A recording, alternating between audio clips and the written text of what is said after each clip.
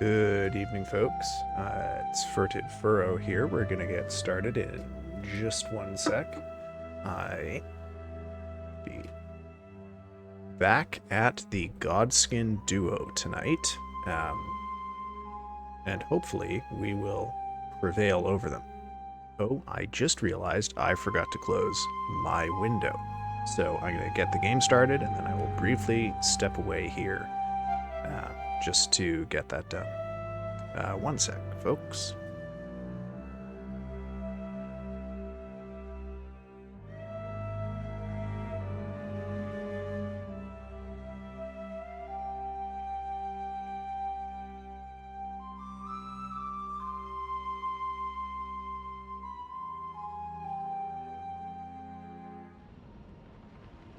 Alrighty, here we are, and just let me get that window shut. We'll be back in action.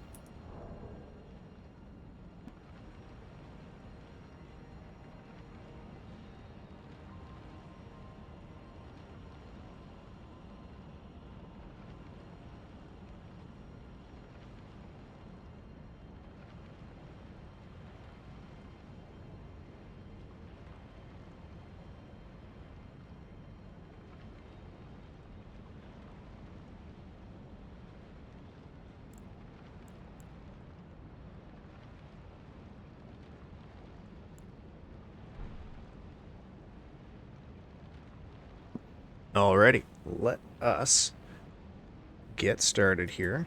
Just get a couple things double checked. Okay, got game audio. Alrighty, everything's looking good. Let us head into the game. It's been a little while since we had to go with these guys. Pretty tired during the Wednesday stream last week, which I'm going to use as an excuse for why I didn't quite manage to beat these guys. If it matters, I don't actually have a plan for exactly what I'm going to do if I beat them tonight. So that should about show you where my expectations are at. Oh. Already lost my bubble. But, you know, I guess if I do, I have a couple of bosses here to take care of. There is, of course, the matter of the Dragon God Placidius Axe, or I'm sorry, the Dragon Elden Lord. But that one's going to require me to upgrade a pickaxe, I think. Come on, come on. Nope. Oh. Other than that, last week I couldn't have a stream on Friday since it was my grandma's birthday and I had to attend her party. So I instead had a stream on Saturday, which by chance turned out to be my 1 month stream anniversary.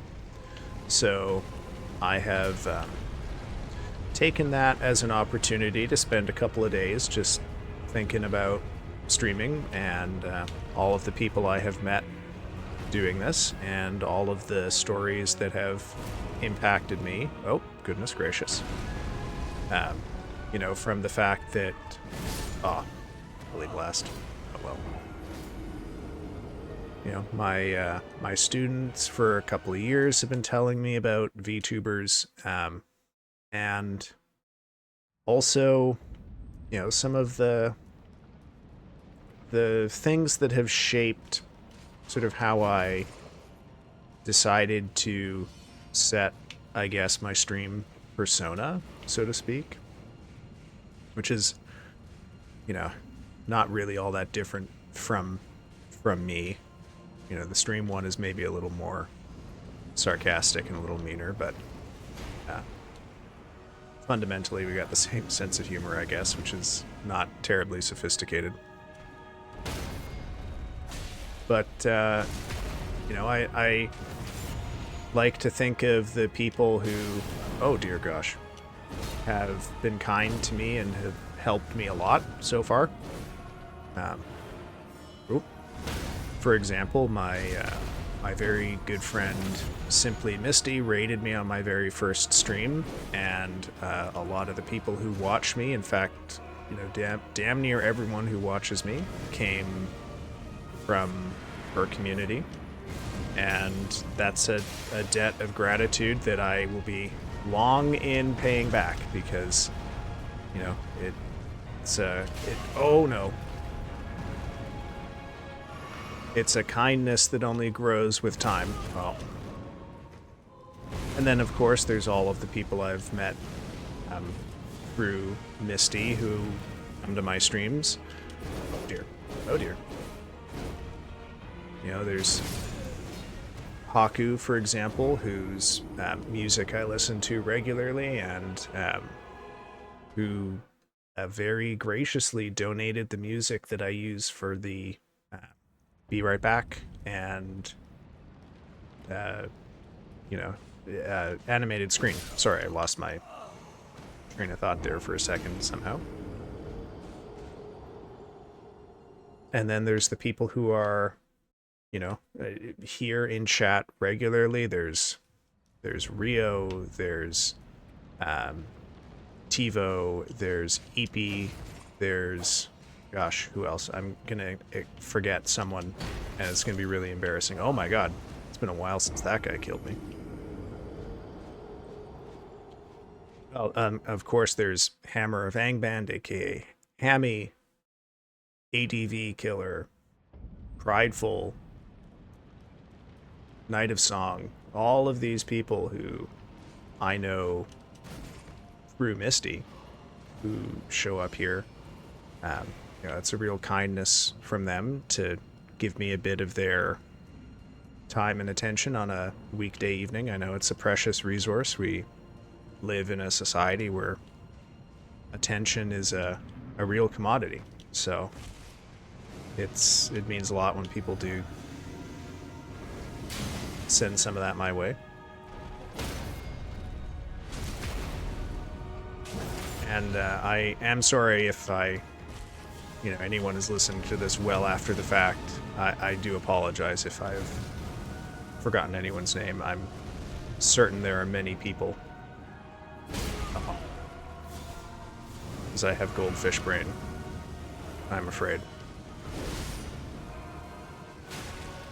Oh. Gonna try to lock in at least a little bit with these guys, since it's taken me a little longer than it should to deal with them. Hopefully I can actually get through one of them tonight. Or at least get my oh, well, I'm not gonna do it that way. Get my pulls back into, you know, where they should be here. But, you know, then there's the other people I've met through raids. There's Orphea Cross, for example, who has come to a few of my streams. And then through Orphea, I met Pahabiont and Scuff Snurtle and a whole bunch of other people whose company I enjoy, like chatting with them in Orphea's stream, and they drop by here on occasion, I've seen. Oh dear.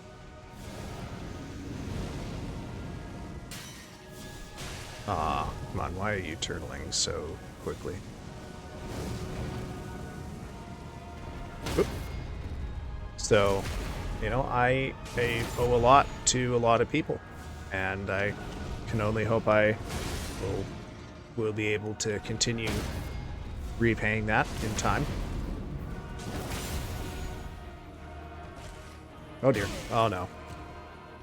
Okay. In fairness, it doesn't usually go that far away to catch me out. Oh, okay. I should probably... Well, too late now. He's probably going to go right through this pillar, though. No. Okay. Usually when they're that close, they go right through it. Lucky me. Gosh, what else? I'm not going to remember all of the names, unfortunately, but you know, there's also the people who I know through... Oh, yeah, the blast. Should have expected it.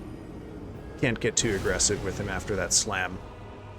That one attack makes this whole fight a little bit RNG. You know, not so RNG that I hate it, but you know, there's a certain amount of chance because that attack comes out so fast and so unpredictably that it's just hard to foresee it.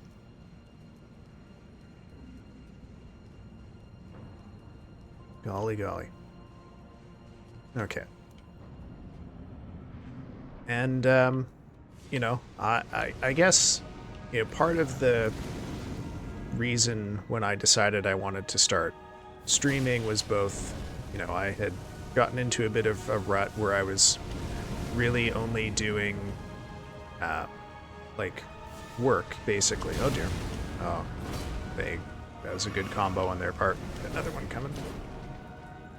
So, gosh, I knew that I wanted to try to have more of a schedule in the new year.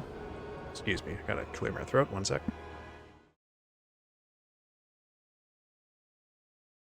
Alright, I'm back. I knew I wanted to have more of a schedule in the new year, so I wanted to make sure that I was making time to do stuff that wasn't work or that wasn't, I guess, you know, just the emotionally and psychologically exhausting labor of keeping up with what's going on in the world and just trying to deal with it. And I honestly don't have, like, a lot. My life isn't that complex, I think, compared to many people. But it's enough that I really needed something. And that was a good opener, and I whiffed it. Oh, double whiffed. The absolute best opening you can get here is for the noble to do the easy to parry thrust at you when you approach him, and then immediately do the overhead slam, because that is also quite easy to parry.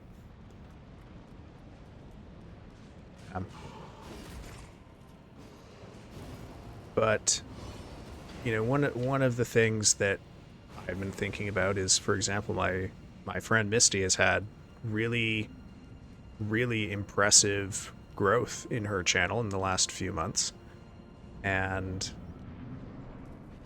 it, Yeah, Misty is a very wholesome, safe for work streamer who gives people a space where they can sort of take a rest from the weariness of the world. And it occurs to me that it, I don't 100% know what it means, but, clearly lots of people need that and benefit quite a lot from it. And when I was deciding what I wanted my stream persona to be, I knew that I wanted to, in addition to the FromSoft Games stuff, which is my bread and butter, I wanted to play horror games, and I wanted to play eventually, games that are downers or that are sad or that have a reputation for being kind of hard. Hard to get through, in part because for me, I have a really hard time not thinking about stuff that makes me sad. I guess that's the wrong way to put it. I have a really hard time pushing away stuff that is tragic. And the more that I try to push stuff away, the sort of harder and harder and harder it gets for me to keep doing that. The effort grows exponentially. And so this is, I think, part of the reason that I really like horror movies and why I think they're important to think about, just from the standpoint of cultural criticism, I guess, or just trying to understand the world that we live in. Because I think that, you can't get a full picture of the world without these kinds of things too. Uh-oh. Oh god. What is going on here? Actually, I will say these guys are behaving pretty normally compared to some of the polls from last Wednesday, where it's getting just the weirdest AI behaviors I've ever seen. And I want to be 100% clear. This is absolutely nothing against anyone who does wholesome content. Clearly there's a really powerful need for that. And the question of when I say I need to have the sad stuff be around me too, this is purely a reflection of what works for me. Obviously it's not good to inhabit an environment of constant overpowering sadness either, right? That seems bad. What are you doing, man? You just... Okay. Is he getting hung up on the burial beds here? This is... Okay. Oh, come on. I wish they would just do those at the same time always. Okay. So, I decided that... Oh, God, it's my curse. I can't stop yapping, so I keep getting owned by these. Hey, Lavi Bell, how you doing, man? Good to see you. No, we have not moved on. I cannot move on. I don't know how much of the preceding discussion you've heard from me, but yeah, we're talking about stuff I can't move on from. Or, I guess we is a bit presumptuous. I am talking about stuff I can't move on from.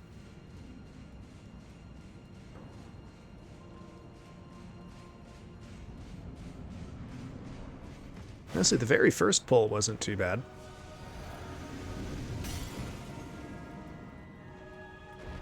Okay, we got the good opener. Well, we got a good opener. Let's see what the follow-up is. Give me that smash. Yep. Okay, we got the best opener. Now let's see if we are... okay, I could have had the triple parry, but I whiffed it. Alright, let's back up here. So yeah, this is, for me, psychologically, I need to have all parts of the world around me reflected in art, reflected in the things the things I do. So this is why I find it really hard to like partake in. I just didn't hear, but yes, I agree if I'm not there. Okay, well, hey, man, be careful about what you're agreeing to. Oh dear. Okay. So you need to lock in, man. Man, I just I can't not talk, okay? I'm addicted to yapping.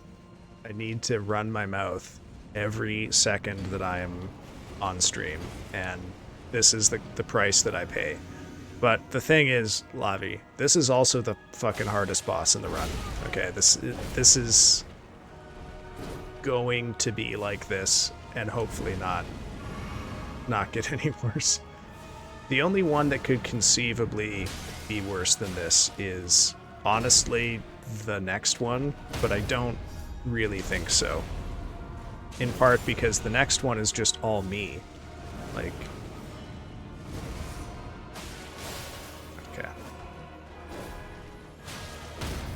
okay, there we go. You defeated one of them before. I have almost beat this boss. Last Monday, I almost beat it. I had it down to sub 10%. But just the... Aww. See, I wasn't even looking... If you want to know how bad the streamer brain was there, I wasn't even looking at the screen where I'm playing the game. I was looking at the game in OBS because I was looking at the chat up above it.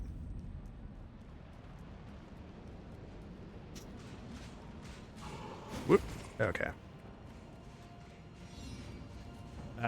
So, yeah, this is part of the... Yeah, let's not.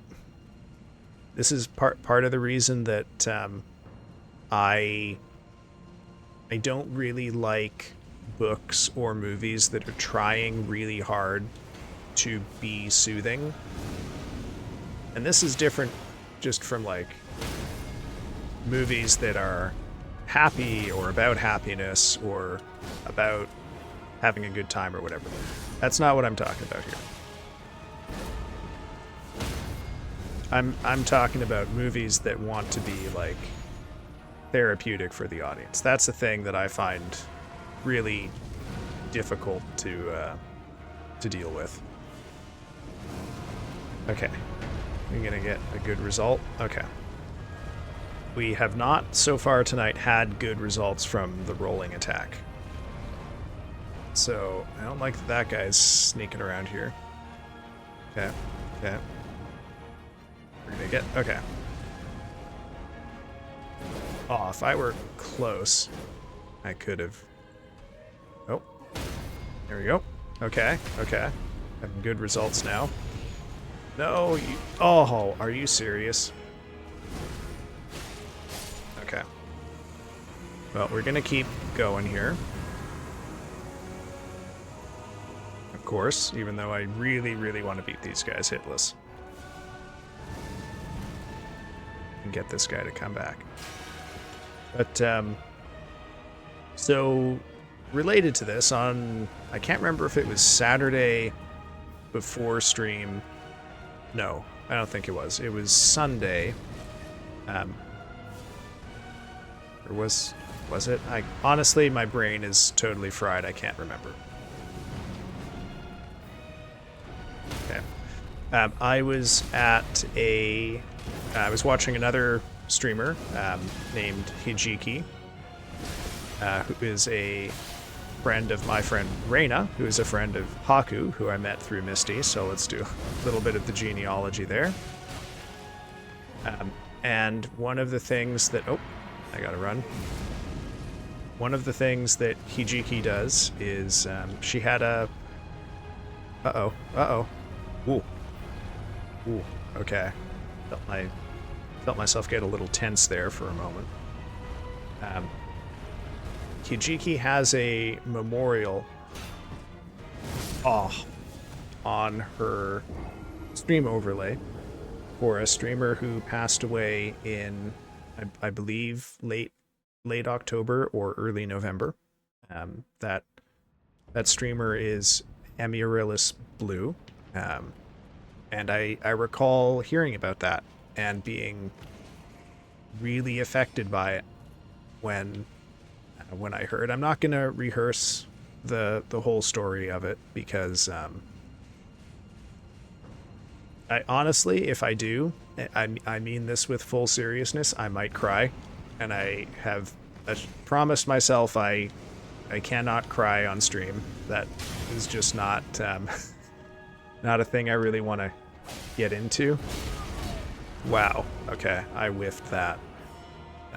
It's just a very sad story. I'm not gonna, if you want, you can look it up. But this was not the only person, the only VTuber I know of who had passed. I also knew of Kawashima Minori, who had passed away in July, but a lot of people found out 3 months later in October when her brother announced that her social media accounts would be closed, as she had requested after she died. Oh. And there was another streamer. This was actually the first one that I had heard of. I'm sorry, give me a second here. Brain is part. Mikoshi Taran. That was in August.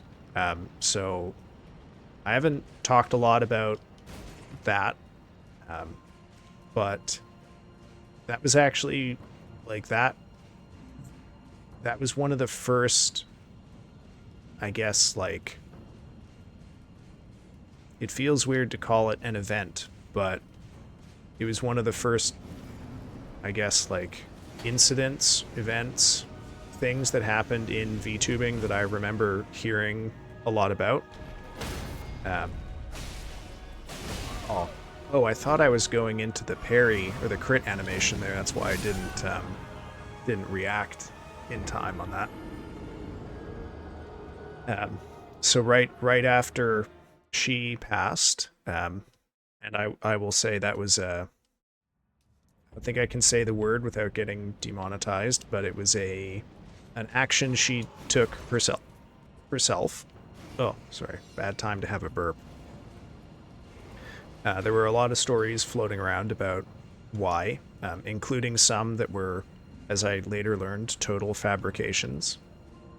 And it seems to me, and part of the problem is that she's a Japanese VTuber, and her whole fan base pretty much is Japanese. So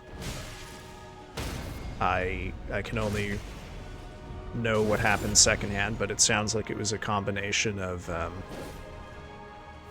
pretty difficult life, the sort of things you might expect would give someone some pretty serious mental health problems. And also that she was getting some, I guess, consistent targeted harassment online, which,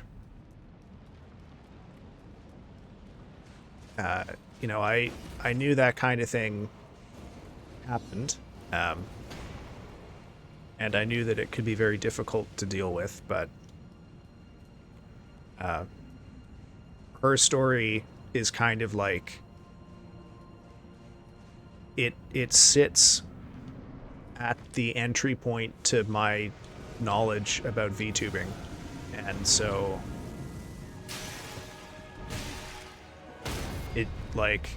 if there's a door that I passed through, and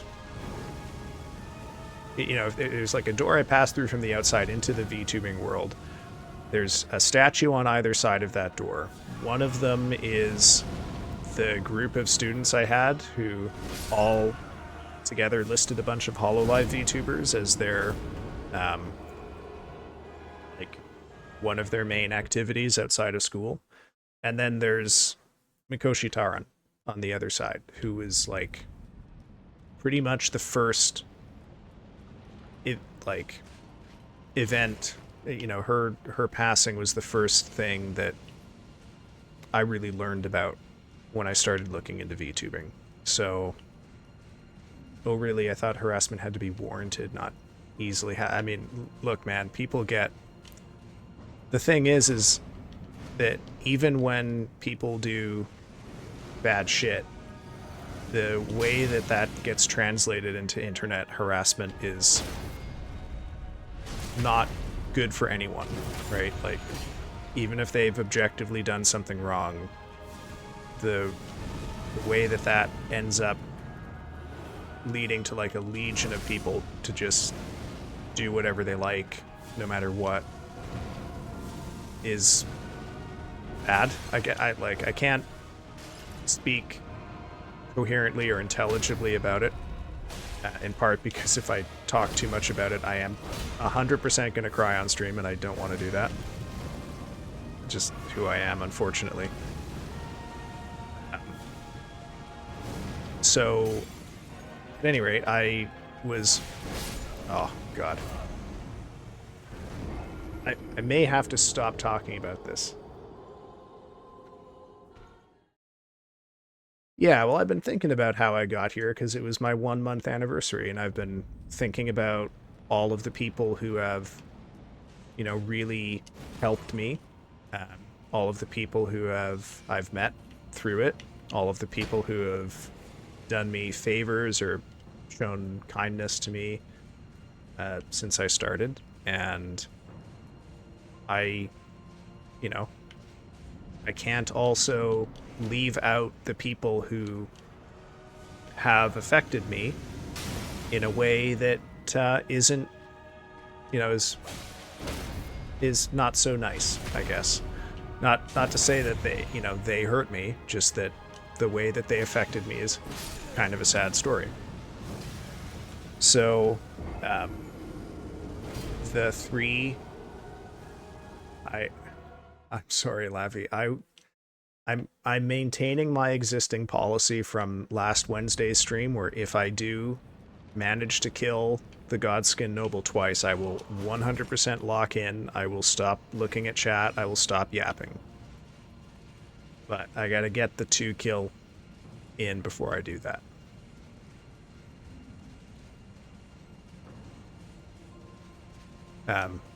So I guess the only other thing I wanted to add about that is just that I don't think I have done a good job fully honoring everyone whose stories have affected me. So I have also put a small memorial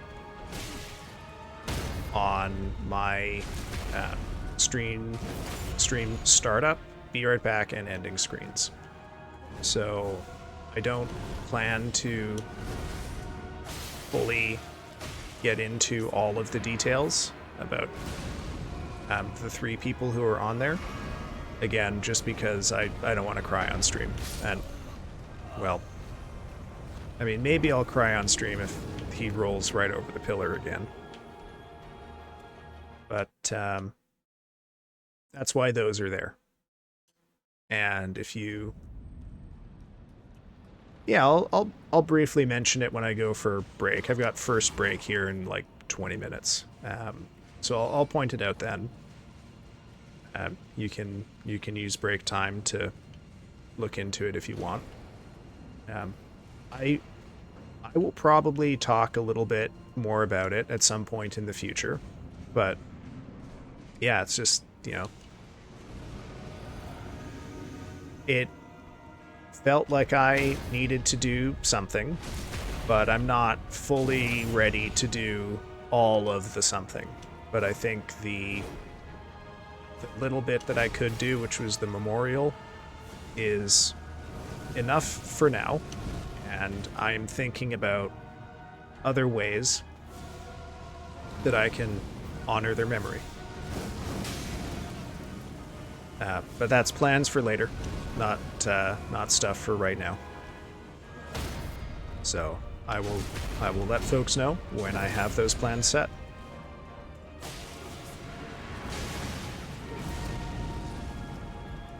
Oh, shoot, I wasn't... Brain fart. Okay. Okay, that worked out okay. Good. I was 100% not paying attention to the phase transition. Ah. Okay, keeps doing that a lot. Now, historically, if I run up and try to punish him for that, he belly blasts me. Okay, what are you gonna... Aw. Speaking of belly blast. Okay. Another rolling attack? Okay. They didn't even know this. Well, I mean, if you weren't here when the stream started, you wouldn't have seen the little addition to the opening screen. So hey, like don't you know, I'm not, this is not something that I like want to put on other people, but it's just you know, a thing that felt right for me to do. Yeah, sorry. We did. We did. I gotta clear my throat 1 sec. Actually, I can't do that now, because I'm in the fight. Okay. Oh, so many whiffed... So many crits I can't complete. I don't know what the fuck is happening with those.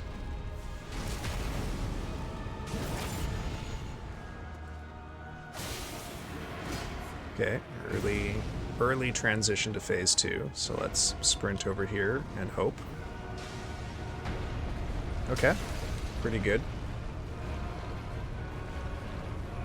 We will wait and see. Hopefully we get the triple right out the gate. Nope. Keeps doing that right away. Oh, oh okay.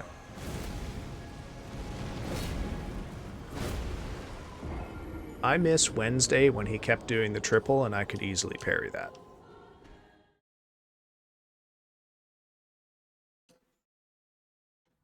Honestly, this fight will complete as soon as I can get phase 2 of Godskin consistent. There are a couple of hiccups that are preventing consistency in phase 2, one of which is me not locking in, and one of which is the belly blast, which causes me so much fear that I realize I'm not playing aggressively enough with him just because I'm so terrified of getting belly blasted. But I think ultimately I just have to, like, go for it.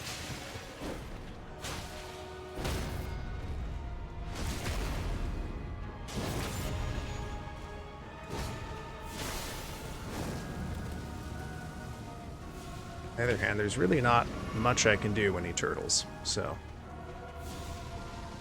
Oh, turtle, attack me. There we go. Locking in does nothing for me. That might well be the case. Oh no.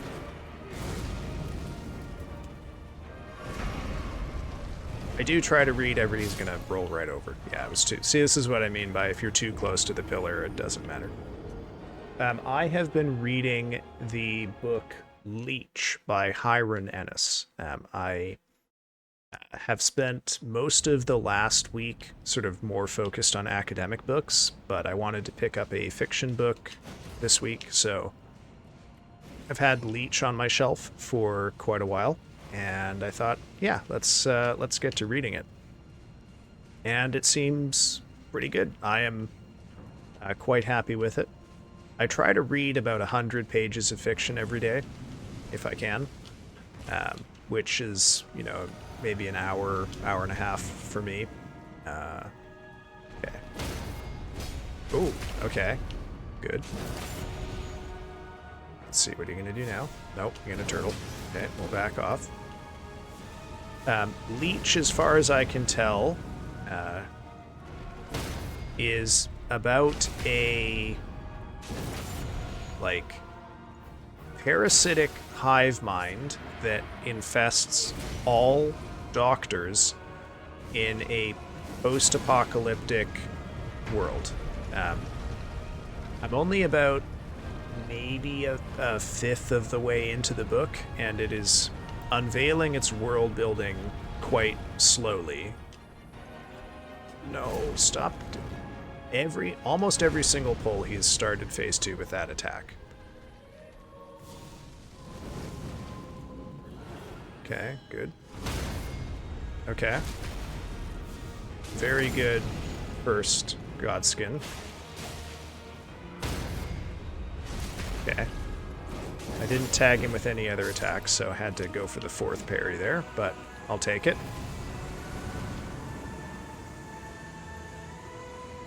But the writing style is pretty good. It seems to be emulating, I would say, there's traces of like Victorian prose in it. Not too many. Victorian prose can get pretty overwhelming if that's the only thing you've got. But it's an interesting, I suppose, exploration of an inhuman mentality inhabiting a human body. Like another crit that I couldn't complete. This is becoming my curse. How do I do this fight if when I parry him I can't get my crits? Oh, you're cheering for them now, are you? Okay. Oh, I see. Oh no, me, because I look like Snake. I'm sorry. Oh no. Oh, they almost wombo comboed me there. I think my hell would be I constantly parry this guy. Oh. And I never managed to actually get the crit after I parry him. I don't understand why that happens, and it drives me nuts.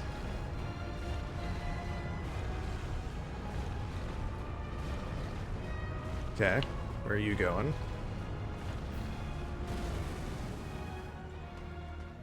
Oh, this slam attack again. Come on.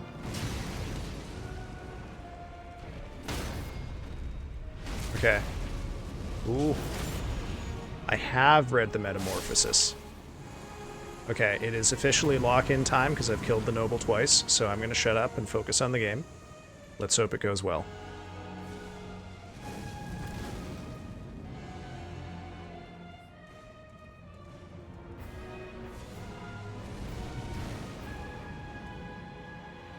I will say, good position, because he's far away from the altar. Oh, that's perfect, actually.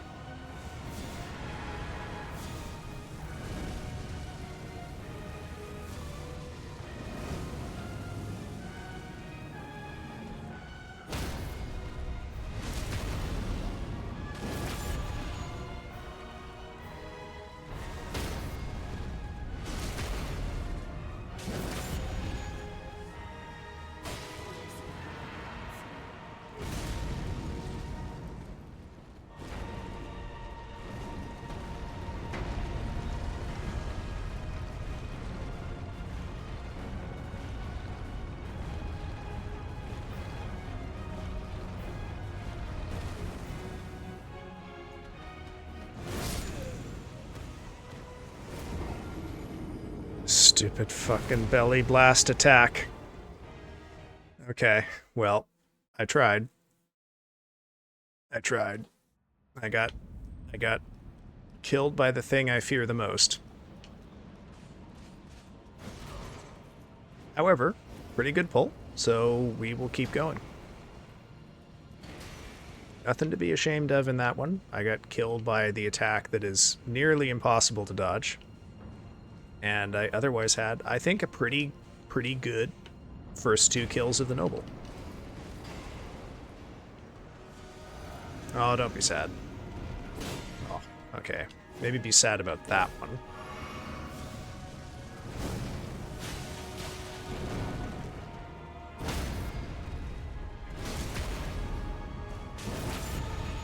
Oh, you know what just occurred to me? Labby, you've never actually seen me play any of the game other than this fight, right? Because you joined after I beat Rykard.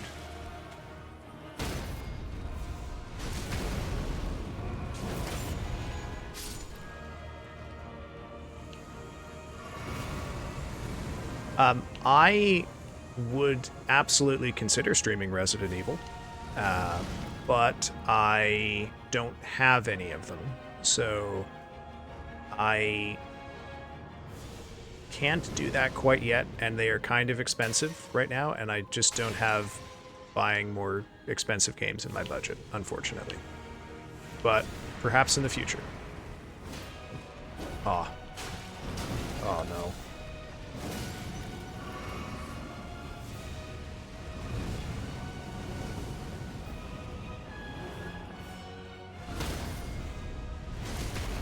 Okay, got this guy.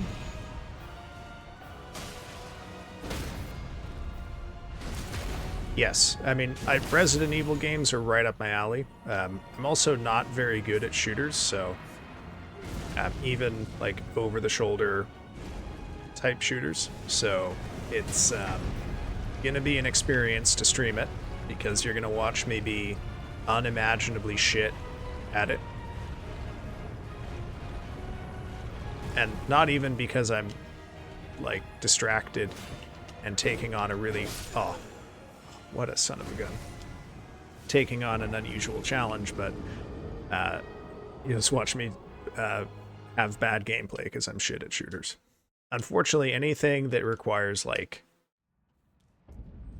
Twitch reaction to aim is just bad news for me. It's like when I played Overwatch, I played all the characters that don't require you to be able to aim. Okay. We've actually been doing not too bad tonight with the pulls. We've had a good number of 1 kills, a couple 2 kills. And what is happening with those crits? I mean, arguably this game requires some level of coordination. How different would these be if I wasn't constantly suffering from these awful whiffed crits? Okay, that's an early transition.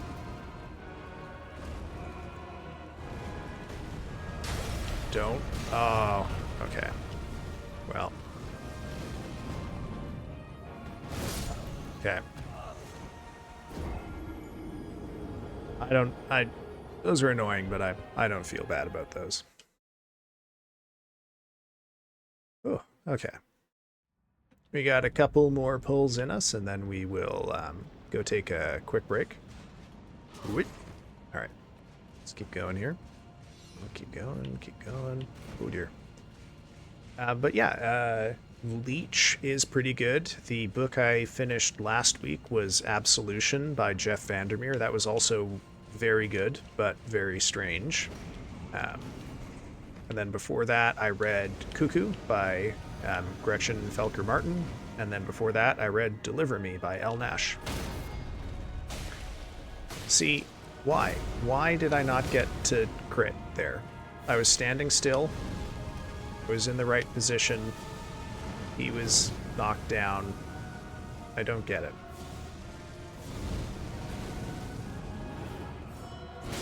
Oh. Good wombo. Okay. To their credit, good wombo combo from them. I was gonna parry that charge, but the apostle staggered me out of it. Can't get mad at him for that. That was some skill, I guess.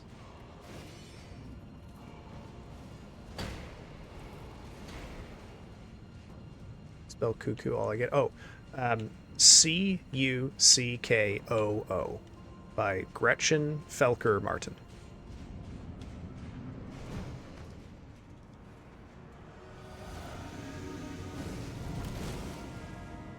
Okay. Point. Hey, I got my crit on that one. Okay. Oh, we got the good opener. Let's see if we get the perfect opener, which gives us the chance for the third parry. Nope, that's fine. We'll just run over here.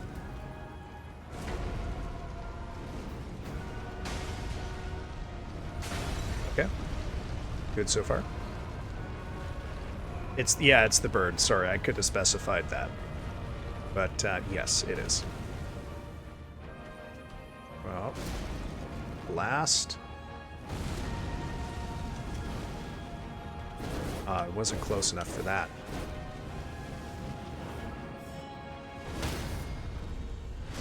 Don't like the camera's gonna be my enemy here. Oh, come on.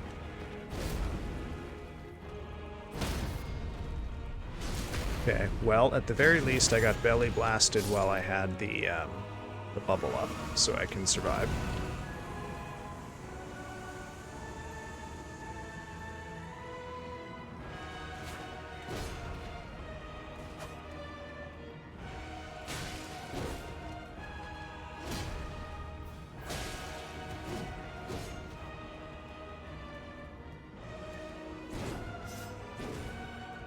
Come on, summon your buddy. There we go. Oh, right into a turtle? That's bad luck.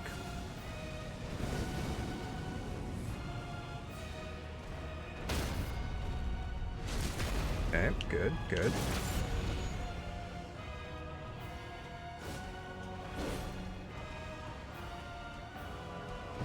Ah, oh, well, okay. Two more pulls, and then we'll go for break.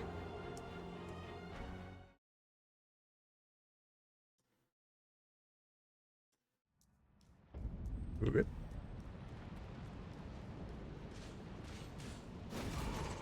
Yeah, thank you, Lavi, for listening to my little sad story up at the top there. I have to confess, you know, I am I'm pretty sensitive. Like, it's not hard to make me cry. Lots of things in the world make me really sad. So, thank you for listening. And I promise I will do my best, my level best to not cry on stream. Oh. But it was good to say out loud why I was doing it. Why would you? I don't think I've ever said anything about it.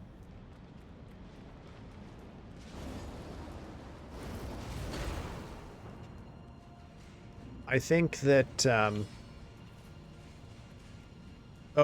movies make me cry all the time. Sad movies do. The thing is that I don't like horror movies don't usually make me cry, and they don't usually like scare me either. But yeah, sad movies all the time. Whoop. Okay.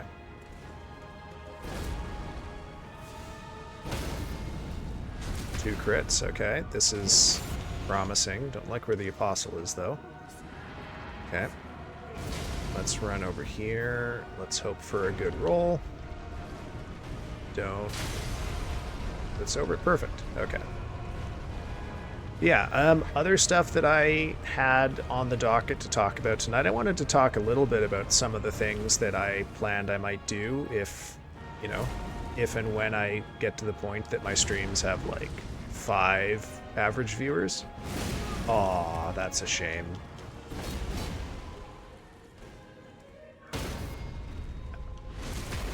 Yeah, I have to confess, I am shocked by the VOD numbers. And I'm especially... double belly blast. I'm shocked by the VODs on YouTube in particular. I guess the way that it works on Twitch is I capture a VOD view.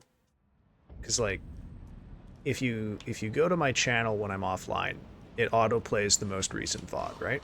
So, my theory is just that, like, the VOD views therefore represent how many people are visiting my channel.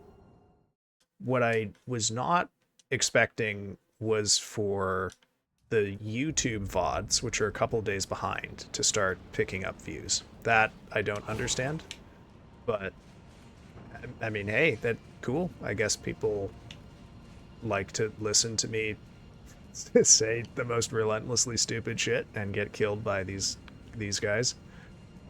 More power to him.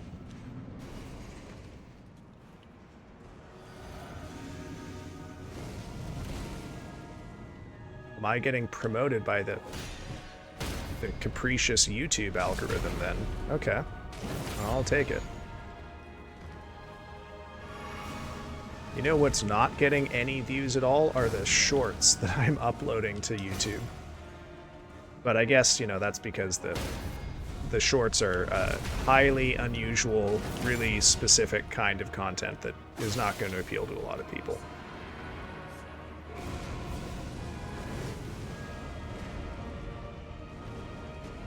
Oh, this is worrisome. Oh, okay. There we go. Oh, yeah. I mean, I'm not...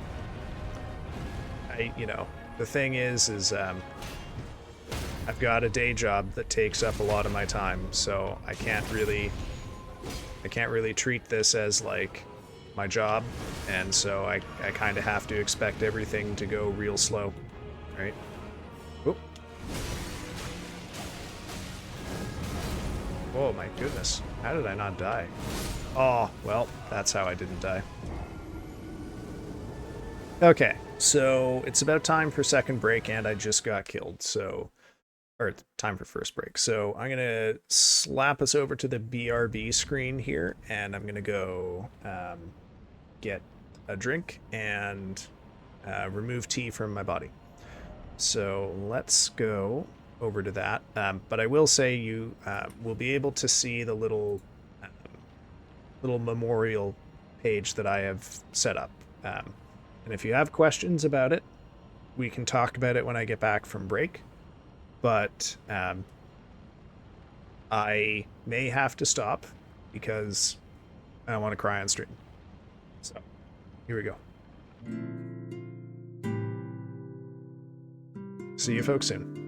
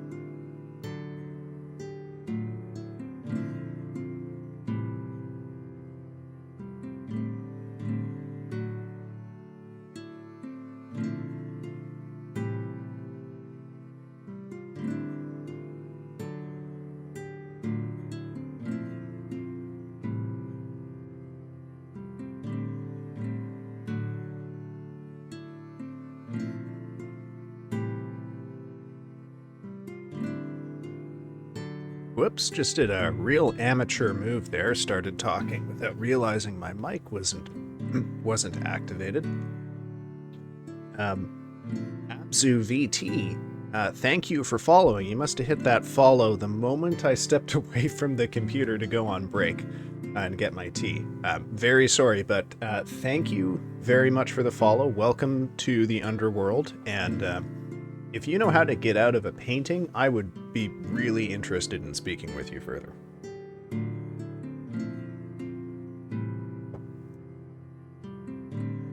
Lavi, what did... See, you've had a few things to add. Have a good break, question mark. Praying death is kinder in everyone's lives for the still alive and the already dead. It's a nice addition, brings meaning to the sword. Welcome back. It is lukewarm water because I have found that the cold water sometimes makes me cough and might make my my throat, or make me lose my voice a little earlier than I otherwise would.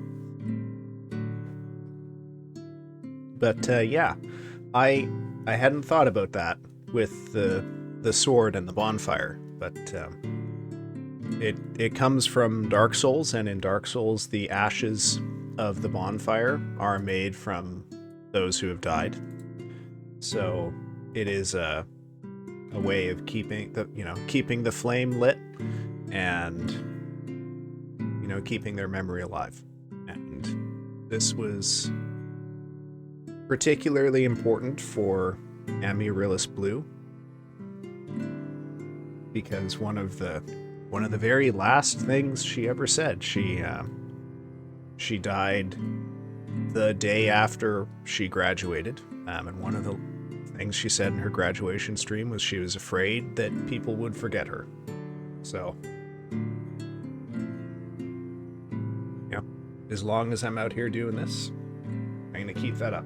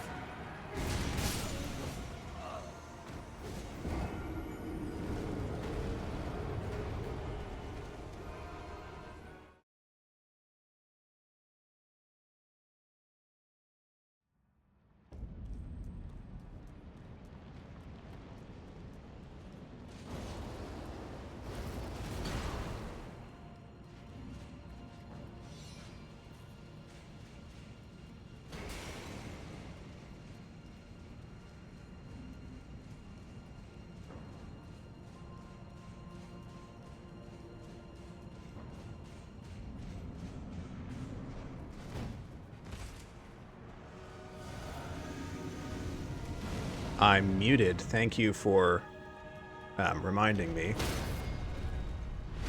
Have I...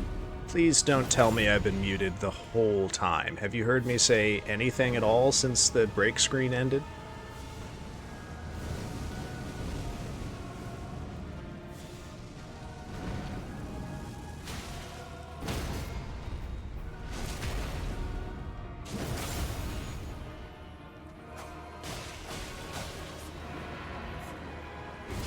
Can you hear me now? Just to double check. Hello? Can you hear me?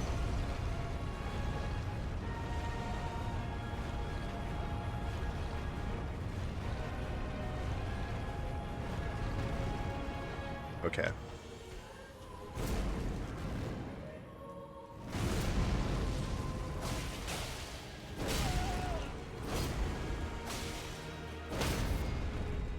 Oh, okay.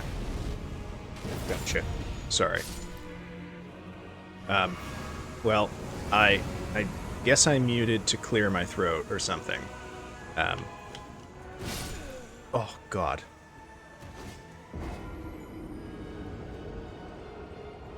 Gosh. Well, I can't remember now if I was muted or not when I said it, but Abzu, if you're here, I would love to hear a bit about how you found me. Otherwise, mostly it was me talking about how much I fear mangoes now. After that one mango just ruined my night for like 4 hours.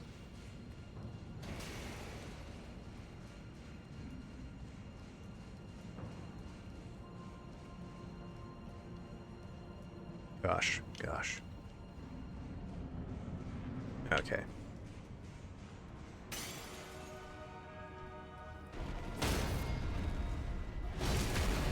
From a Reddit post. Oh, Reddit actually paid dividends. Well, thank you so much, man. I really appreciate you coming out. And I hope you enjoy watching me suffer as I try. Oh. Speaking of suffering, let's talk about these crits that I can't actually get. What is going on with those? Really starting to harsh my groove here.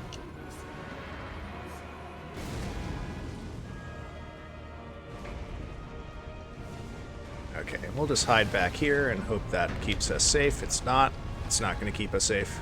We're in danger. We're safe. Nope. Are we in danger? Oh, we're getting circled. Oh, God. Okay. Oh. Okay, that's a good phase 2 opener, though. Can't be too aggressive with that, though. Okay. What? Oh, come on, don't do that. Oh, I could parry that. I could parry that, too. Oh.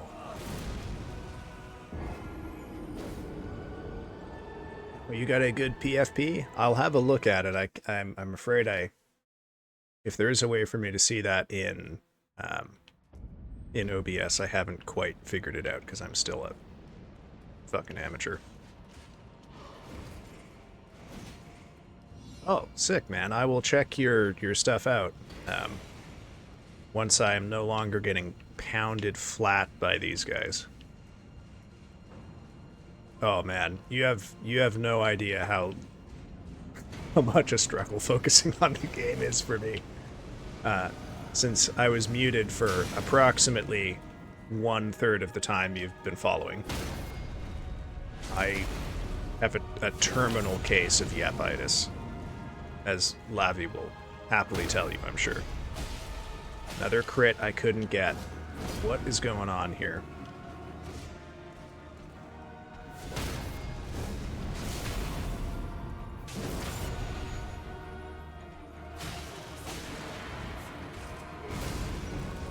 Yeah. Well, that's the thing, right? If I lock in, then I'll make no noise, and that feels like it's... Thank you. Yeah, there's unfortunately not a lot of W's happening in here. But I appreciate your belief. Oh, talk about L's. Oh. Okay. Nope. We'll get it. We'll get it.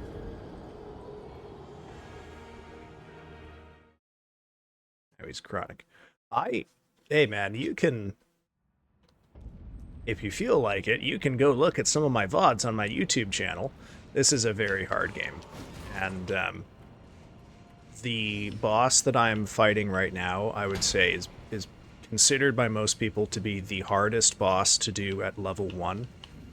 So if you're not familiar with Elden Ring, I am playing through the game without leveling up.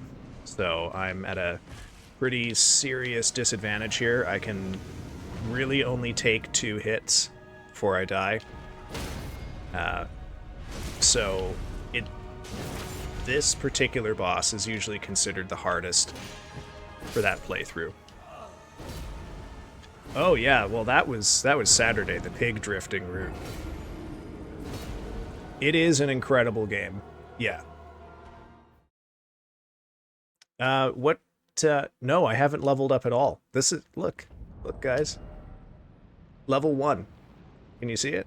Oh, the chat's covering it up. Shit. How do I show it without chat?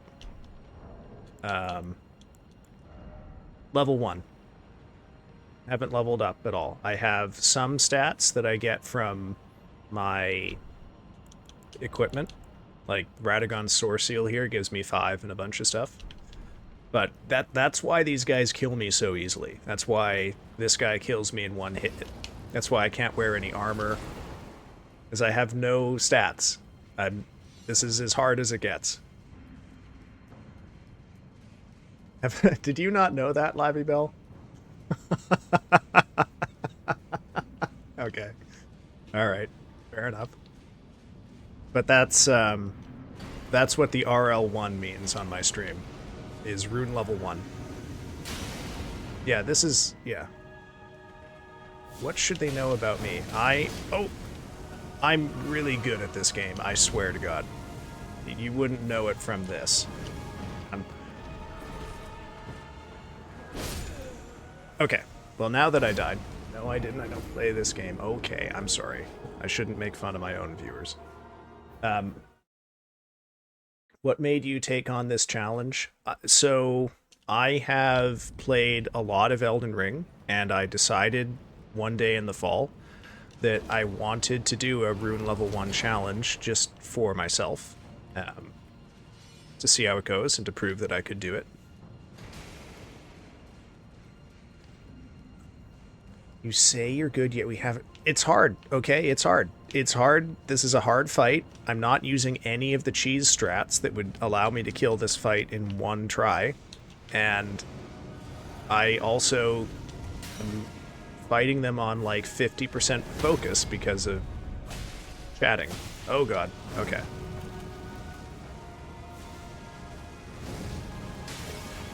Like, for example, did you know these guys are very easy to put to sleep? There are sleep pots that I could throw at them that would put each of them to sleep for 60 seconds. Like, I could fight the noble without having to worry about the apostle. But to me, that's cheese. I don't want to do that. That's not fun. I want to do the dance. There we go. I can't... Okay. Why didn't I get the crit?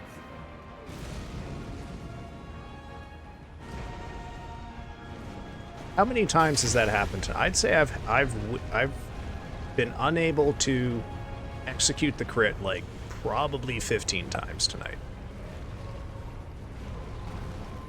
I'm just gonna read out a lullaby.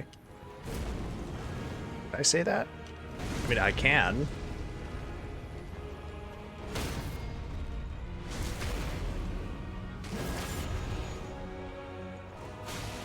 Oh.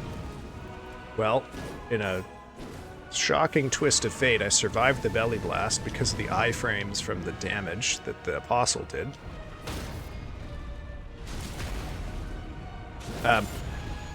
So, what do I do? Yeah, so I primarily play FromSoft, or I will be primarily playing FromSoft game challenge runs. This is the first one.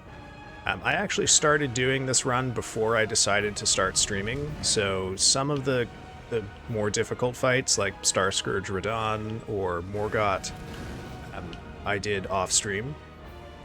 But since the Fire Giant, I've been streaming them, and since Moog, there are VODs of them. But other than that, I try to play horror games about once a week or so. Usually the Friday streams are horror games. I tend to prefer sort of gross, gory, kind of body horror type games. Aw, that's a shame. But as Lavibel has pointed out a few times, I have reached a bit of a wall with this particular fight because it is, I would say, broadly considered the hardest fight on Rune Level 1 in the base game, I'm sorry. Really bad time to have a burp come through.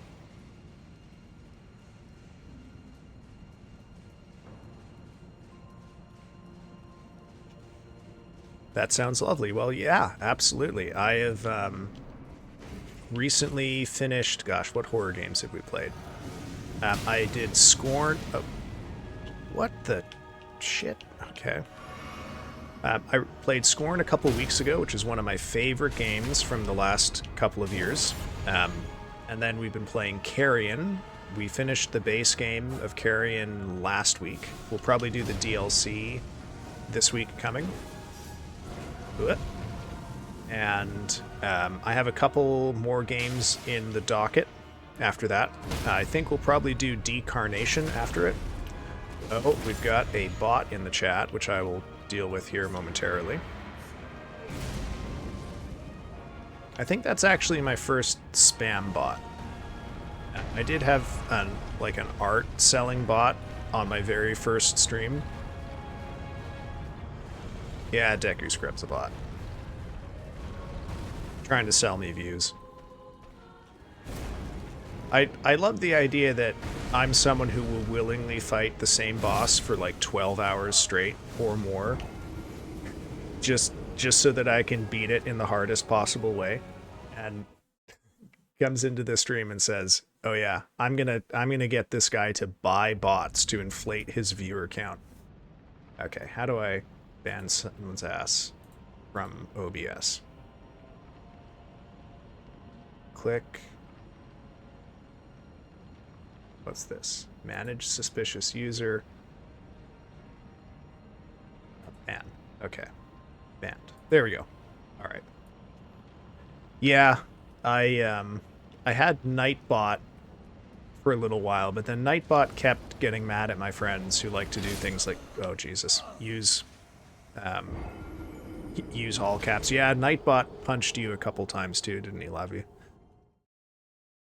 The thing is, guys, is I've got this day job that takes up a ton of my time, and I'm kind of learning streaming bit by bit. So every week there's something that I try to get a grip on, and I guess managing my bots will have to become a thing. But yeah, I've heard Seribot is pretty good, so I should learn to do that here soon. Oh yeah, that's right. It gave you a timeout, didn't it? Okay. Oh yeah, my day job. So in addition to all of the streaming stuff I've mentioned, I am a PhD student. I am working on completing my PhD in medieval literature. I mostly work on Middle English, so I, on occasion, will do like Middle English poetry readings on stream. I don't do that a whole lot because I'm not gonna lie, they're not popular. People don't seem to like that content. Oh, that was a shame. I should not have taken that risk.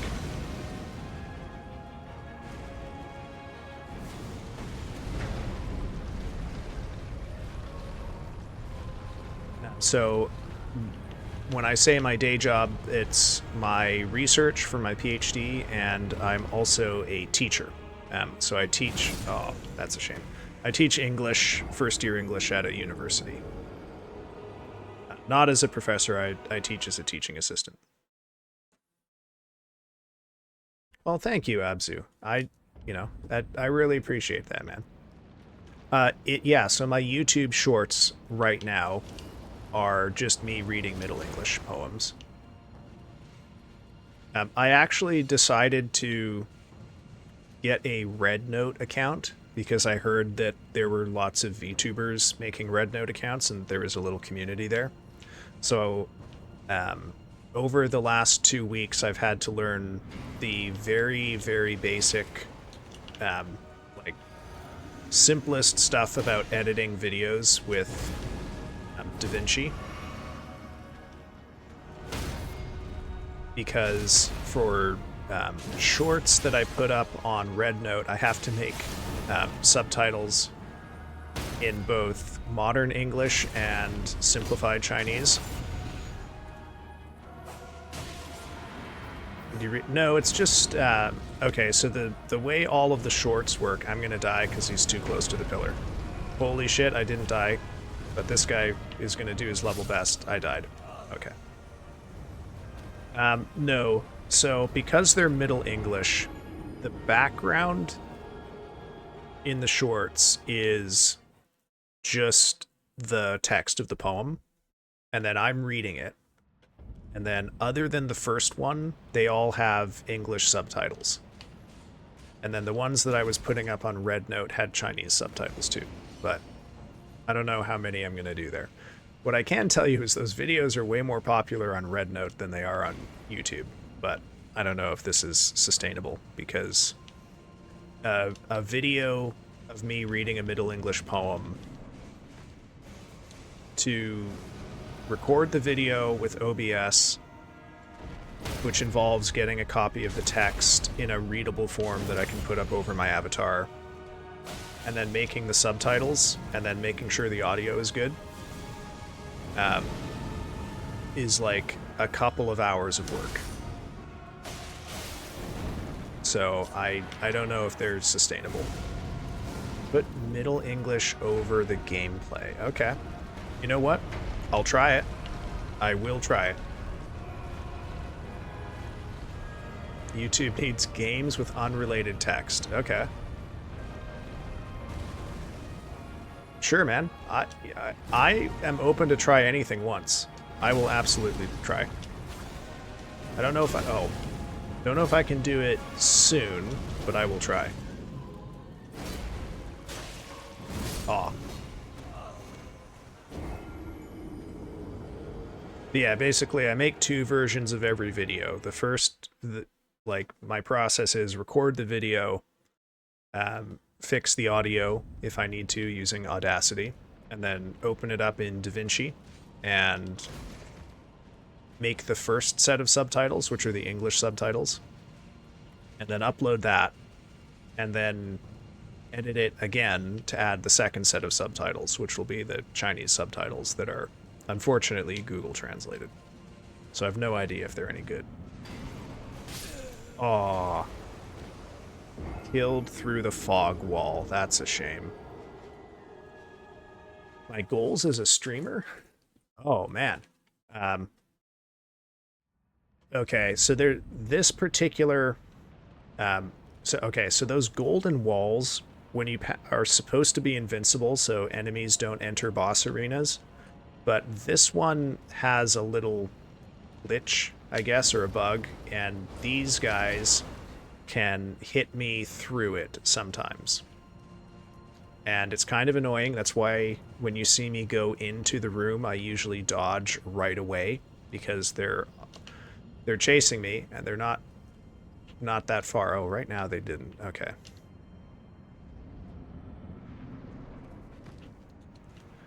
I think my streamer goals are, I guess my main one is I would like to make affiliate by the end of April. So I'm, with my current follower growth, that's probably an achievable goal, since I'm picking up about 1 follower a week or so, which I think is about right.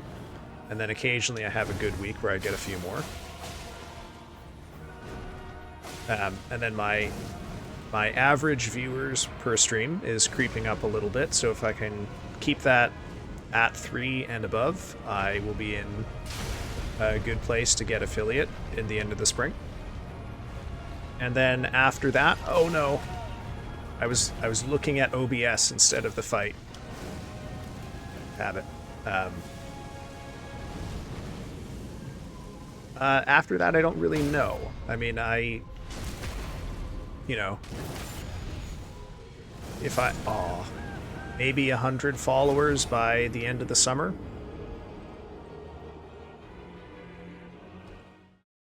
I think of, streaming isn't and can't be my full-time job. And it can't even be a part-time job for me. I try to stream 3 times a week for 3 hours, and that's about as much as my schedule. Yeah, Lavi, are you... I don't want to make you, do any self-doxing here. Are you... Like, what time of the day is it for you right now?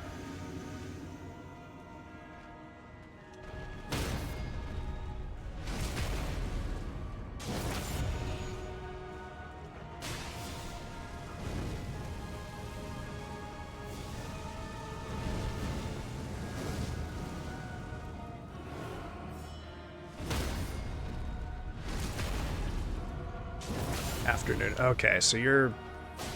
Oh, no. Yeah, like... Oh, that's a shame. Uh-oh. Oh, we're gonna die.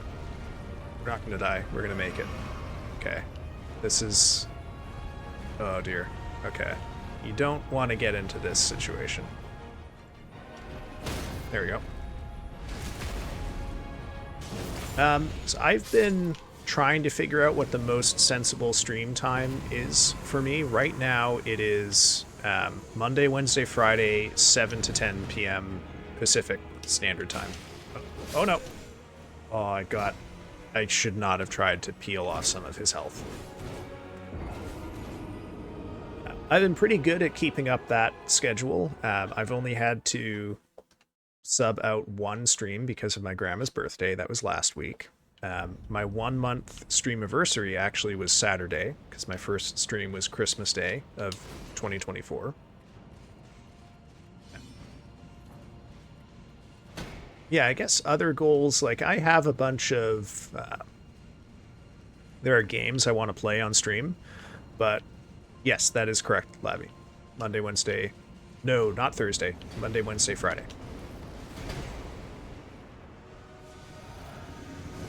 But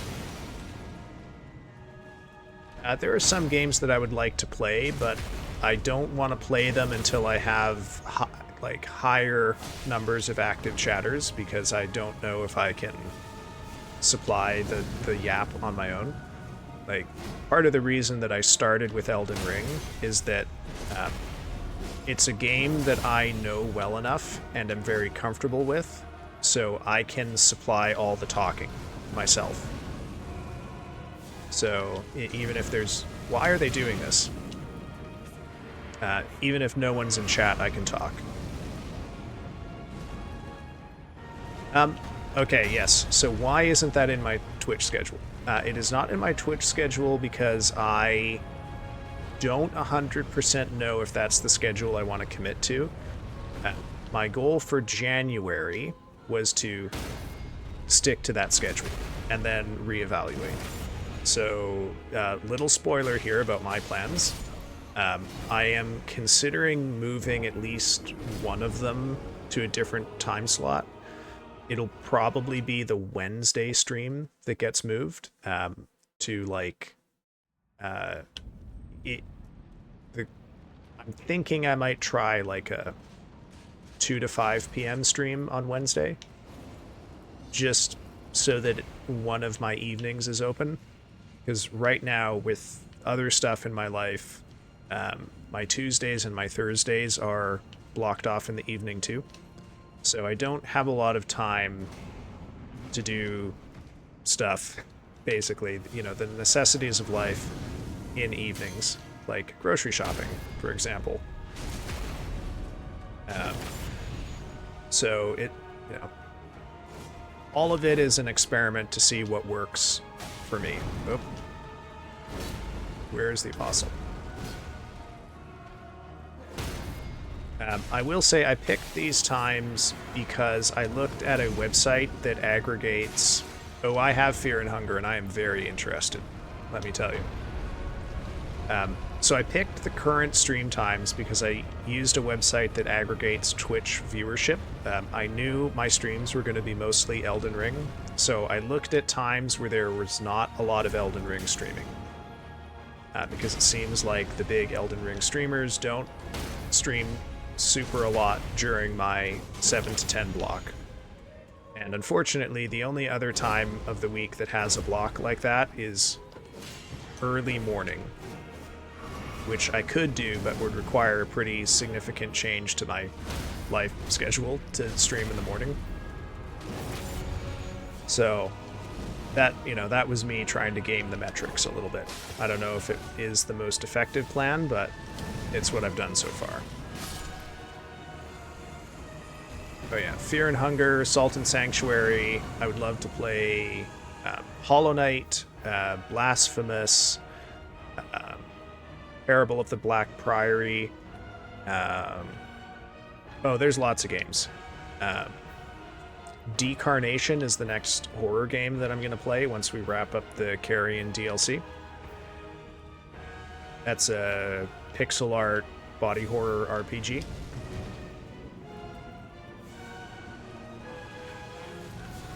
But I'm never short on FromSoft games to play. Like, I've got all of the Dark Souls to go through. Sekiro, Bloodborne emulation is getting pretty good, so that could be fun. Oh yeah, I got lots of stuff. The only problem, like, for example, oh no, I left that too late. I might die. To give you an example of a game that I wanted to wait to play is Undertale, which is, I'm told, a fairly difficult RPG. I've never played it. Oh, the belly blast. But I don't know Undertale. I don't know anything about it. I've heard one song from it because it got covered by Smash Bros. And so Undertale is a game that I have put in my list as something I will wait to play until I have, like, more than 5 active chatters, so that I know that if I am struggling with the game itself, I will always have a chat that I can respond to, because I don't know that I can supply my own yapping to that game, if that makes sense.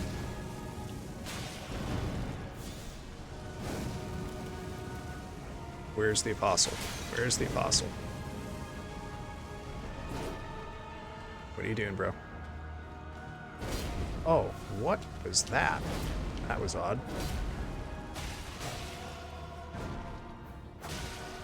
Oh. Okay. There we go. Yeah, Undertale is fun. The hard ones, the fights, yeah. See, I like hard games. That appeals to me. And I'm sure there are, like, challenges people can do with Undertale too. You know, I don't know if I would do a challenge run of Undertale on my first playthrough. But, yeah, it's just not a game that I want to stream right now, because although, like, Lavi is very diligent in showing up to streams and chatting. Oh, come on. Also not here all the time, so I want to make sure that I can,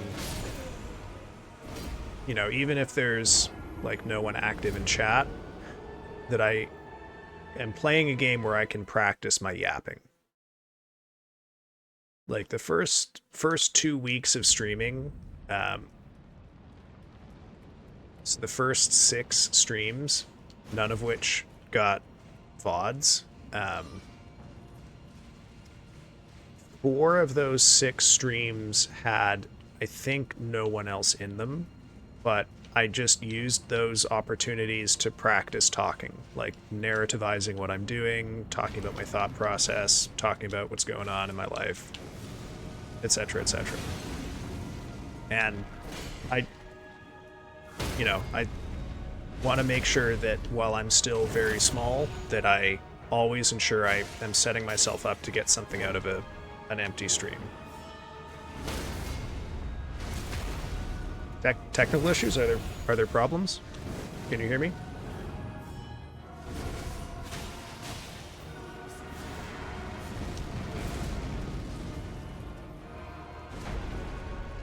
Is there something wrong with the stream, Lavi?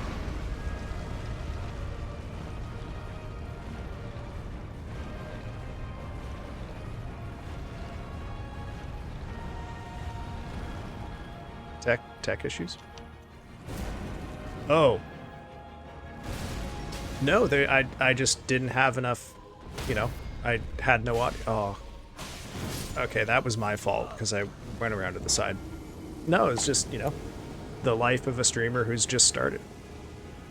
Twitch, Twitch doesn't give you a boost on your second stream, right? So, it was me beaming out into the world with no one actually watching, but I knew that was going to happen. Like, I knew in my head that, I expected to have mostly empty streams for the first month. Like, I was shocked that I have picked up a couple active viewers already. That is kind of staggering for me to think about, to be honest. So I like, honestly, I'm a little ahead of my own expectations currently. So I am just trying to be grateful about what I've got so far and take some humility in the plans that I'm making henceforth. First few streams can be really rough. I had a list of topics on a sticky note. Yeah, I have the funny story about that I am going to tell you after this poll so that I can lock in a little bit since we had a really good start to this one. Okay, and then I immediately got owned. That's great.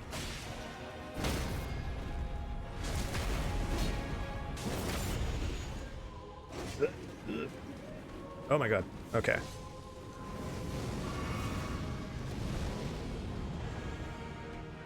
Okay, what is going on, guys?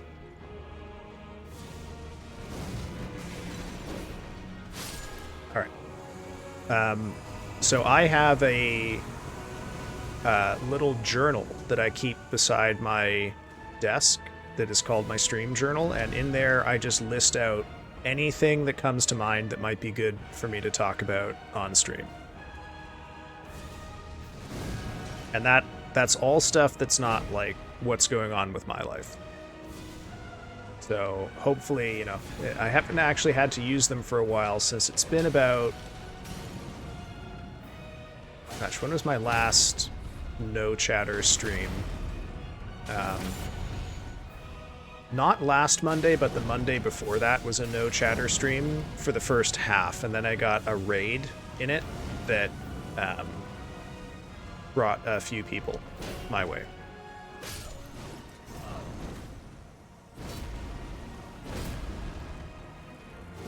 Gutting bit, yeah. Haven't had to use them. That's good. Should still keep some handy. One of the things that is in my streaming journal too is also, like, I handwrite all of the good advice that I get about streaming. And fun fact, Lavibel here is in that journal because Lavi found me through a Reddit post I made that was not a stream announcement. I had posted on the VTuber subreddit asking what people might like out of a stream that's focused on poetry.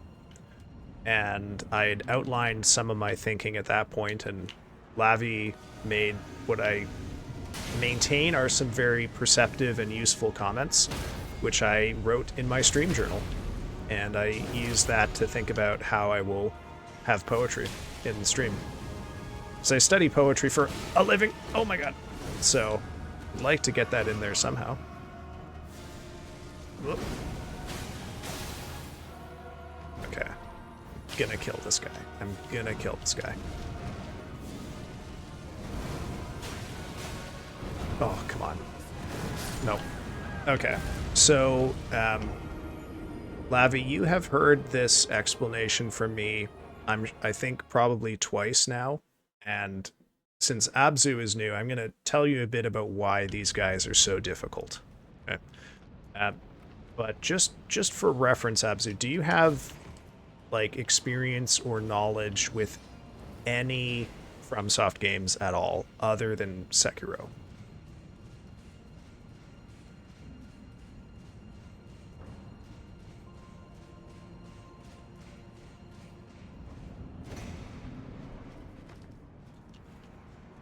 None at all. Okay. So,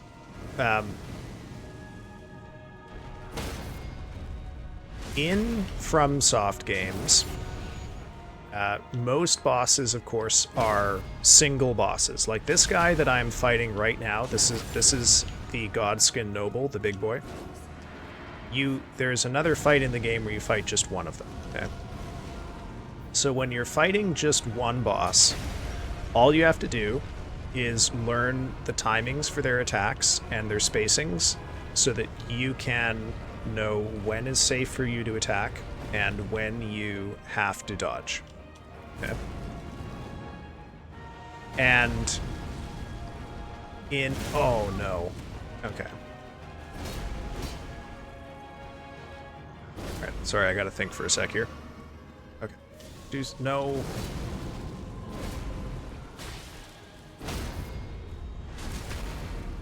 Go, Belly. No.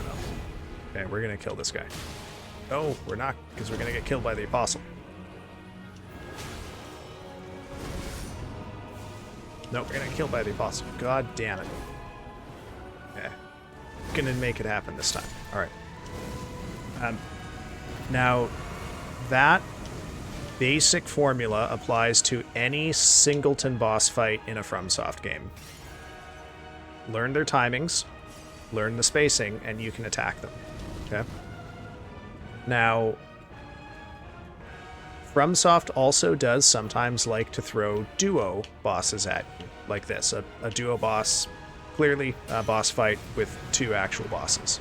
Now, normally in a FromSoft game, they design both participants in a duo boss to kind of work together. Like, they're designed to be fought together, meaning that their attack patterns overlap in a way that allows you to dodge them in a way that's difficult. Like, their duo bosses are always hard, but there's always a clear path for you to dodge them, right? You're never having to deal with weird bullshit. And their AIs often work that way too. So, for example, there's a fight in one of the Dark Souls games where you fight two identical demons, the twin princes fight, and in that fight,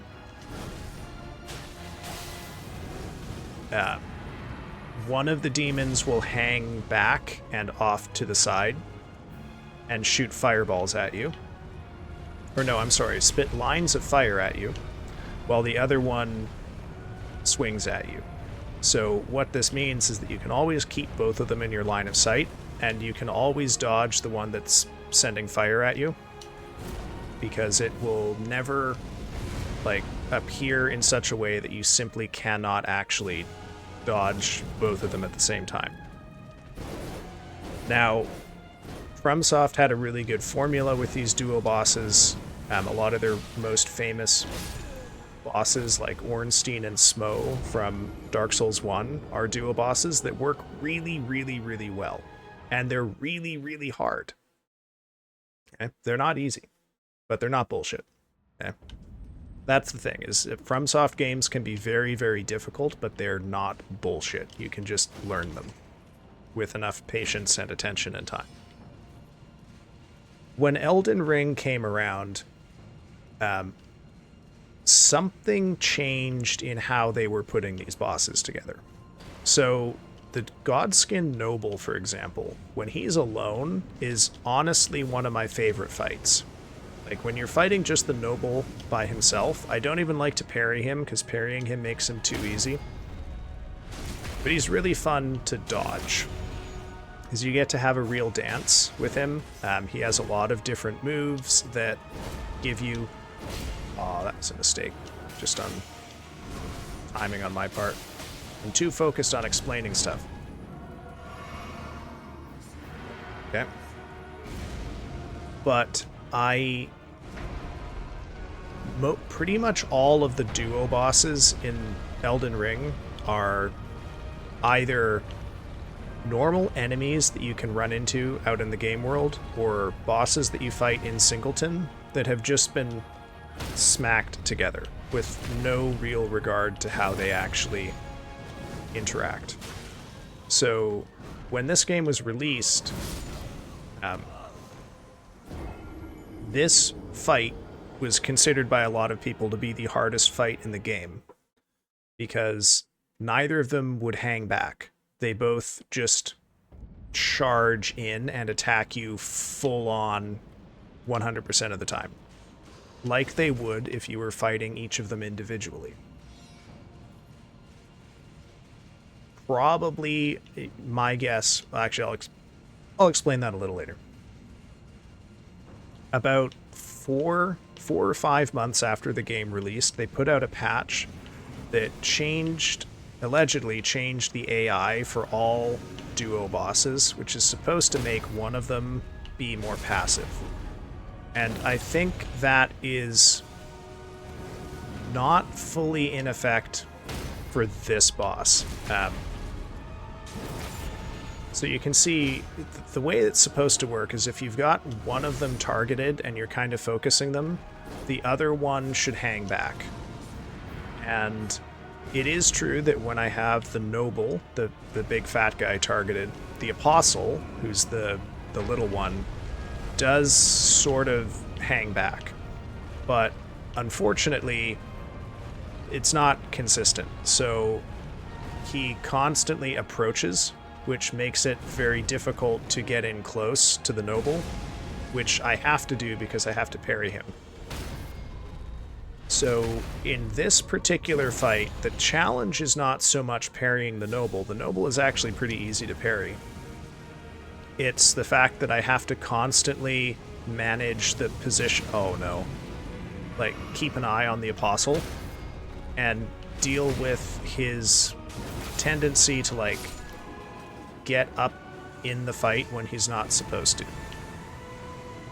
So this fight is about 1/3 learning their attacks, about 1/3 learning the parry timings, and about 1/3 learning how to move around in such a way that you cause them to split up. So when I'm actually, like, focusing up and paying attention, you will note that I try to maneuver them so that they go to either side of a pillar, or that they have a lot of space in between them.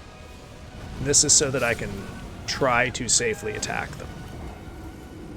However, it doesn't always work, as you can see. It unfortunately is just very difficult. And part of the difficulty too is that I'm not using any of the cheese. These bosses are incredibly vulnerable to sleep.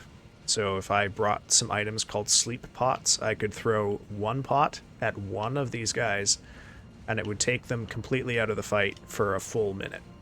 And I could pretty easily farm up enough to have, like, dozens of the pots. But that, to me, would be kind of boring, so I don't want to do that. Oh.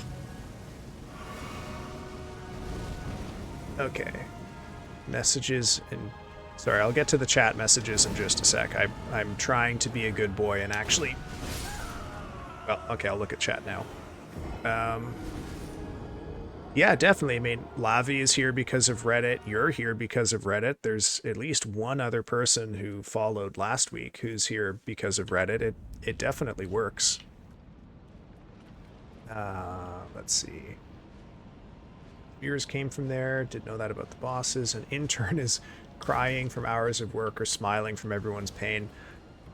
We'll get to my theory about how this boss happened in a sec.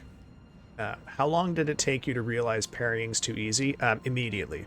I mean, I learned to parry the Godskin Noble on the solo fight, and parrying the Godskin Noble on the solo fight is just basically cheating. It trivializes the fight completely.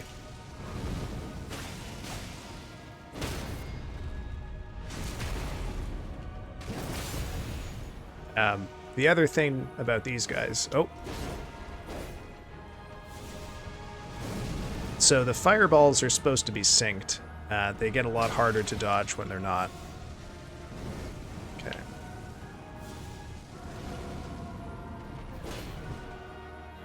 Ah, oh, okay. That's a shame. That's a shame.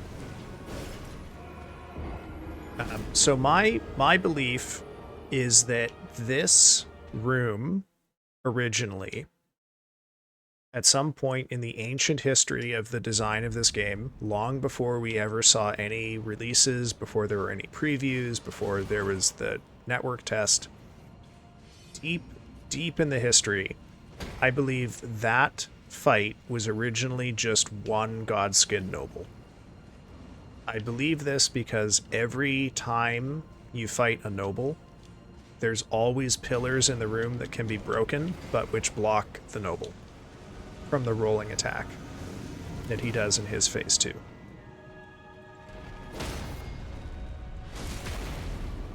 However, my guess is that they felt that that was too underwhelming for a boss who's very close to the end of the game in a fairly difficult end game area. So they threw in the Apostle as kind of an afterthought, and that resulted in the fight that we all know and hate.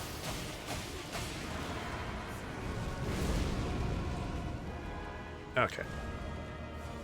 Pretty good phase 1 so far. Didn't roll over the pillar.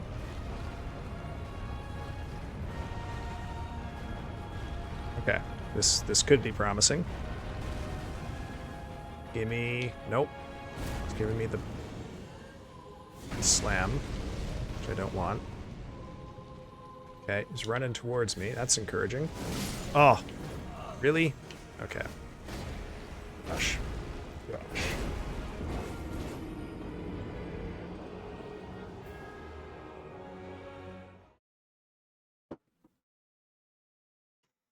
Oh, what is the story of this game?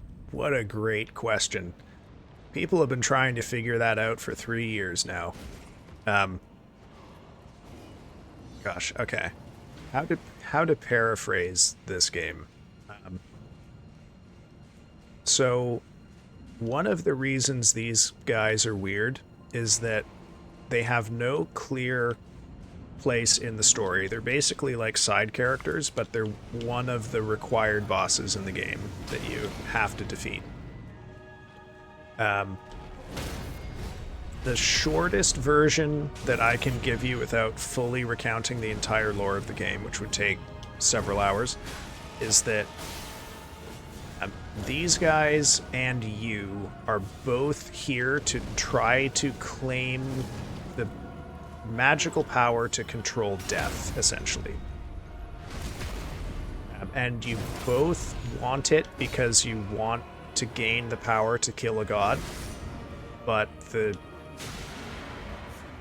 and it's the same god, I think. We don't really know exactly what their motivations are, but they don't want to help you. They want it for themselves. Hence, we're having this fight.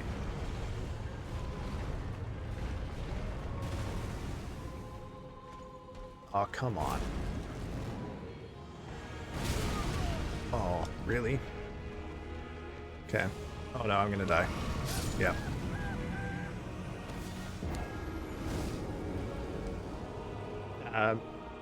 Okay.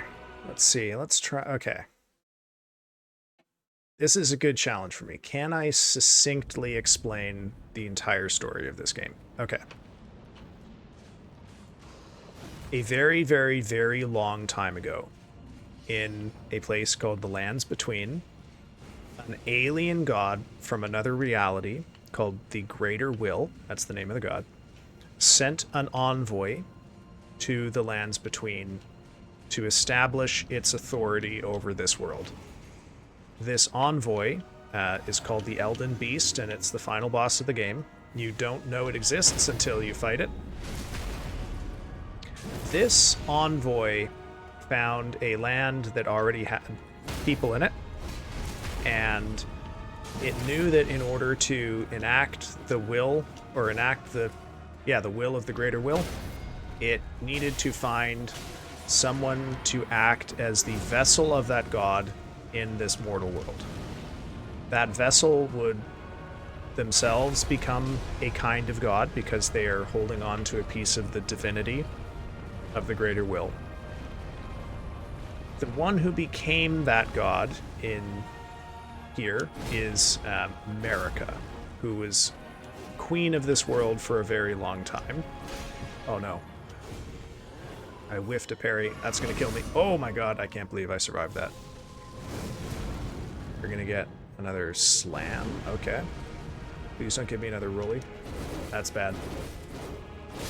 Oh, okay. So, the Elden Beast, acting as envoy of the Greater Will, bestows divinity on Queen Marika. Queen Marika establishes a theocracy to rule this world, and that theocracy is what's known as the Golden Order. And it is the closest thing that the Lands Between has to a government, essentially. In addition to ruling over the Golden Order and subjugating the lands between, Queen Marika also has enemies that need to be dealt with. And in order to help her conquer those enemies, she enlists a consort who will serve as both her spouse and leading general. The title of this person is Elden Lord. Oh no. Oh, they wombo comboed me. So you will note that at the end of the game, you become an Elden Lord, even though there's no more Marika. So we're still at a point in the story that is thousands and thousands of years before the events of the game. Oh god. Before the events of the game. Queen Marika takes as her first consort a man named Godfrey. Godfrey is a barbarian from a land across the sea, but he wins Marika's heart in part because he's just incredibly good at fighting and is a very, very good general. Godfrey and Marika are wedded, and they produce a number of children. Now, Godfrey is not exactly a normal mortal man, but he's not a god either. So all of their children are what are called demigods, half gods if you prefer. Oh, are you serious? Yes, male consort.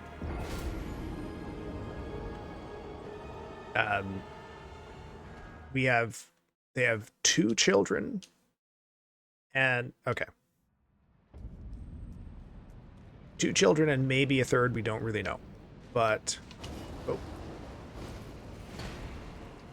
at some point Marika gives birth to twins.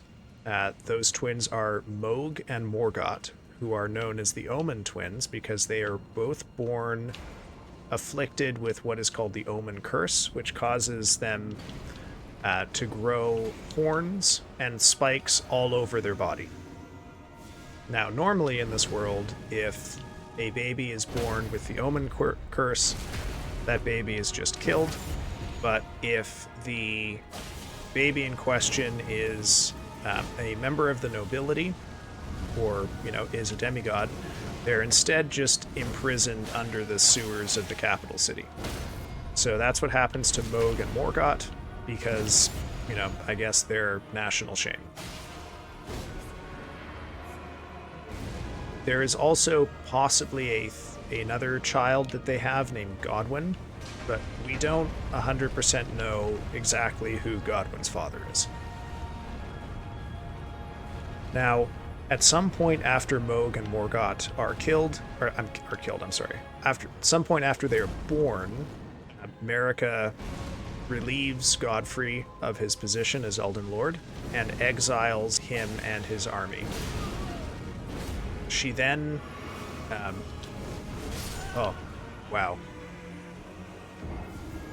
takes up a fight with the Carrion royal family. The Carrions rule over Liurnia, which is a land covered in lakes and is the center of all learning of magic. The Carrions derive magic from the study of the stars, as opposed to getting magic through the greater will, which is how Marika and the Golden Order have access to magic. Unfortunately, despite Godfrey's best efforts and despite Marika's best efforts, they have never managed to actually defeat the Carrions. But...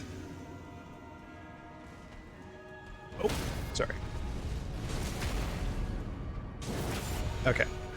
Marika, however, is able to defeat them, but not militarily. Oh dear. You see, a high-ranking member of the Golden Order by the name of Radagon, who is a very tall man with red hair, has managed to seduce Renala, the Queen of Caria and leader of the Carrion royal family, and also head of the wizard school there. And actually, we're looking at a picture of the wizard school right now. Now, so at some point after sending Godfrey away, Radagon marries Renala, queen of the Carrions. And then at some point after that, Radagon leaves her and marries Marika. Now, there's a very, very, very big secret about Elden Ring. About Radagon, which I will not reveal here. But will explain some of the weird things that happen with him later. All I will tell you right now is that Radagon is also not a normal human. He has some divinity himself. Okay? Marika and Radagon have 3 children. Radahn, the Star Scourge, Rykard, and Ranni. Now, if you're familiar with Elden Ring memes, you have undoubtedly heard of Ranni and Radahn. Ranni, the witch, is that like blue skin doll who you've probably seen if you've seen any Elden Ring memes. Wears the big white hat, etc., etc. And Radahn is the huge guy with 2 swords who rides a tiny horse. Okay. Whoops. Actually, I'm sorry. I slightly misspoke. Radahn, Rykard, and Ranni are not Marika's children. They are Renala's children with Radagon. But when Radagon leaves Renala, basically he takes the kids with him, except for Ranni, for reasons we'll get to later. Okay, so the divorce is kind of ugly. Okay. Oh.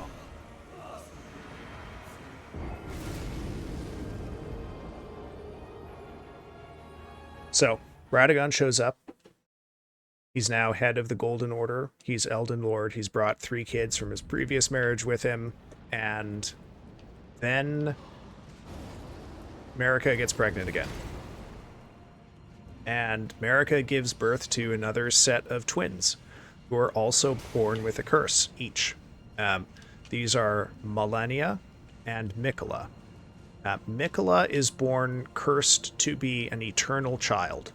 So his body never matures past that of a child. And Malenia is born infested with a terrible disease called the Scarlet Rot, which is associated with another rival god, who doesn't have a name, but we understand to be a rival of the Greater Will. Now, it is also possible that Godwyn, the child that I mentioned way back when, was born to Radagon and Marika. We don't really know. Okay? All of the children of Radagon and Renala have red hair. So Rykard, Radahn, and Ranni all have red hair. Miquella and Malenia are blonde. Oh, I dodged it. Oh, these guys are in the way. Come on. Godwyn has blonde hair, so he might have been born to Radagon and Marika. Fuck. Can I get that crit?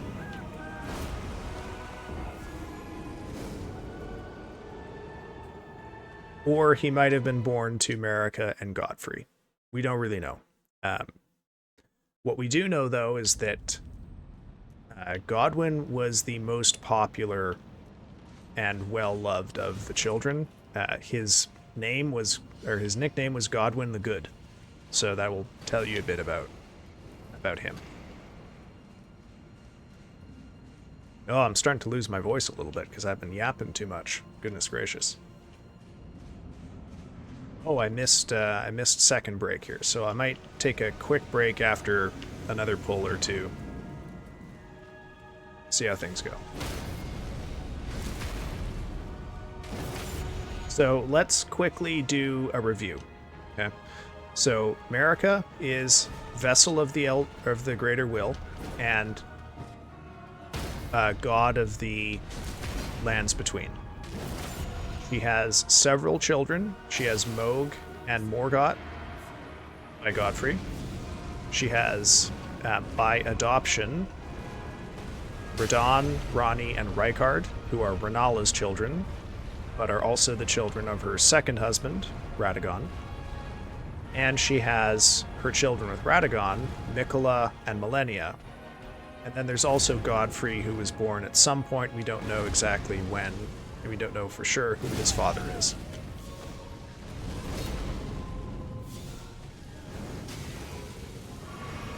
What is going on here? Gosh. Rough fight, this one. Oh, okay. We'll do one more pull, and then I'm going to go for a quick break. Now, one thing that is not maybe immediately clear here is how does the Elden Beast and the Greater Will continue to control all of these people that it's been giving its power to? Part of the way that it does that is through creatures called the Two Fingers.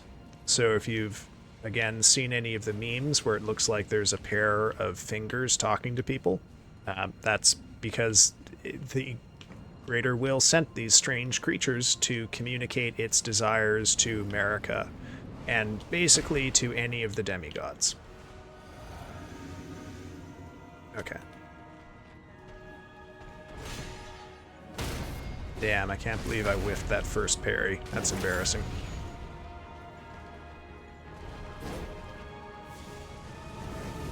Oh, okay. We will pick up the rest of Elden Ring's story after a quick break here, because I need to go remove tea from my body, because I've drank way too much tea in the last hour, and rest my voice a bit. And when I get back, we will continue to talk about Elden Ring's story. All right, I will see you folks in a couple of minutes. Have yourselves a good break here.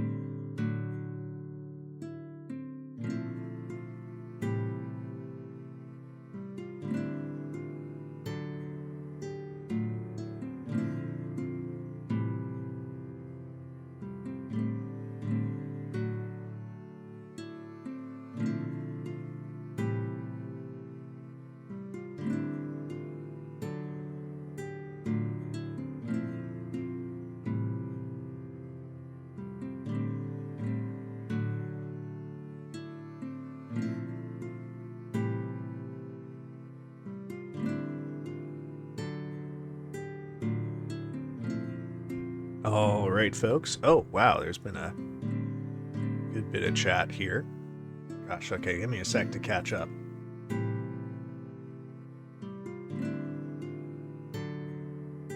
Working on stuff. Lurk, because you're pretty shy. Pine stream. Oh. Oh, you guys are too kind to me. Soothing voice, that's a new one for me. Okay. Well, I will definitely take it. I don't hear it myself, but I guess no one finds their own voice very soothing.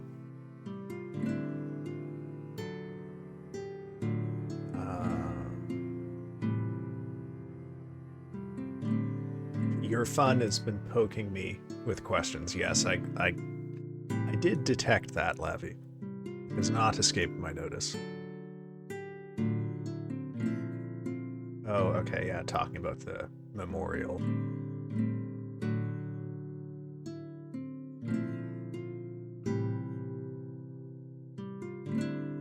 Shame if I didn't say anything in a fairly new streamer stream and it was very engaging. Oh, thank you, that's very kind. Yeah, I have to... I do actually have to mute to clear my throat again, sorry.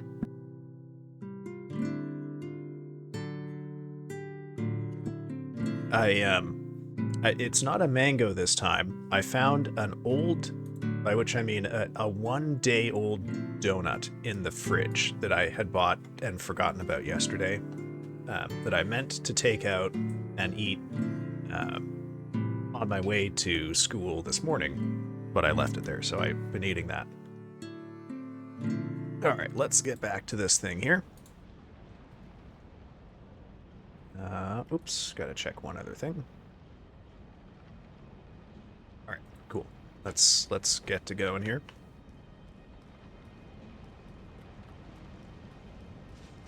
Oh no, what?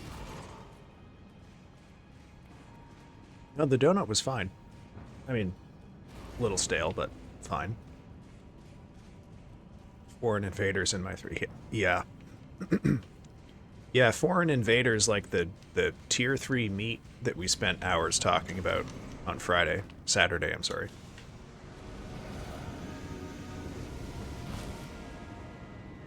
Okay, we are gonna kill this guy. I can't believe, Lavi, you've been here for like 2 weeks now, and I have at no point mentioned that I'm doing this on level 1. Have you just thought this whole time that I've been unimaginably shit? I've been playing this at like max level and not been able to kill these guys?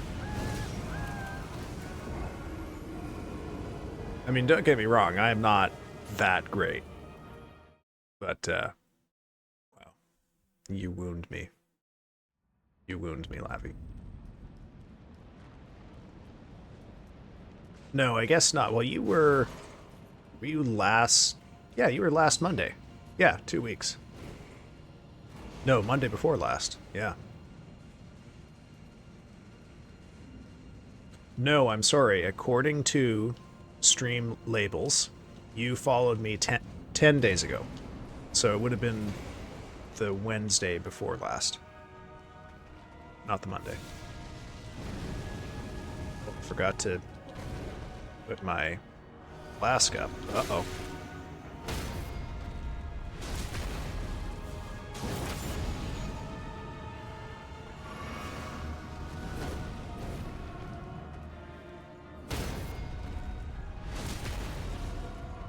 Not good, not good. Can't see anything because of the camera. Okay, we're gonna run. Got rolling attack coming. Oh yeah, we had lore to finish up. Okay. So, the Greater Will controls the gods and the demigods using creatures called the Two Fingers. It also assigns bodyguards to some of them. And let me tell you, if your boss gives you a bodyguard, do keep in mind that that guy's job is to spy on you two, okay? And to stop you if you do anything your boss doesn't like. And additionally, because the Greater Will is the source of their divine power, the greater will exerts an unknown degree of direct power over them that might involve being able to, like, force them to take certain actions. But we don't 100% know exactly the details there. We just know that the greater will has some power of influence over people to whom it's given some divine power and the children of those people. So an amount of time passes, which is not really known exactly how long, but a long time. And one of the children of one of the demigod children, Ronnie, decides that she no longer wants to be controlled by the greater will, and begins to look for ways to break out of its influence. Now, the first thing that she does, or possibly the thing that she did to lead her to begin to want to escape the greater will, is learn magic in the way that the Carrions know magic. We don't 100% know if her desire for rebellion came before or after or at the same time she learned magic, but she learned magic, and then very near to that decided that she wanted to rebel. However, the greater will's ability to control her is bound to her body. So she's in a bit of a conundrum, because she, as a demigod, cannot truly die, which means her bond to the greater will cannot truly be broken. This is a real conundrum for her, as you might imagine. So she begins a process of research, and eventually, at the end of this, she discovers a ritual. It's not 100% known if she invented this ritual, or if it was known before her and she simply found it. But it is a way to kill a god, and it involves the carving of special sigils into a god's body that will result in the death of their flesh if it is carved with the power of what is called, oh my god, destined death. Now, destined death is the thing that these guys are here looking for. The Godskins are here to try and claim it. I am here to try and claim it from the thing that's guarding it right now. But what exactly it is kind of hard to say. Nope, another fireball. Oh! Oh. Okay, accidental belly blast dodge there. That's nice. You see, we've talked a lot about Marika and the Elden Beast and the Elden Lord, but there's also this thing called the Elden Ring. Now, the Elden Ring might be an actual physical object, or it might be a metaphor. In either case, what it seems to represent is the set of laws about how reality works that have been imposed on this world by the greater will. And destined death is maybe part of that, or is maybe a force that existed before the Elden Ring that it's trying to control. Kind of hard to say, because FromSoft games are always very sparse and ambiguous. You very rarely have definitive answers like this. Darn.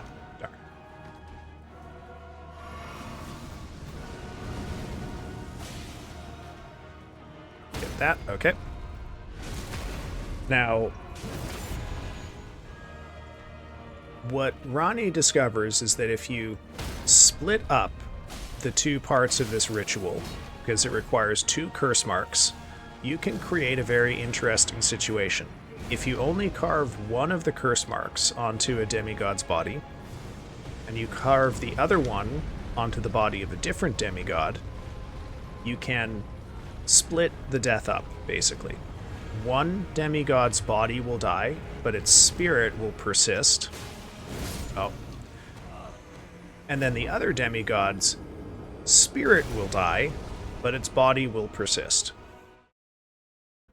Now, again, it's not known if this is Ranni's discovery or if this was part of the ritual all along. What is known is that you can't pull this thing off if you don't have some way to control destined death. Sorry, had to clear my throat with both hands on the controller there, and I don't know if that escaped the mic. Very sorry if it didn't.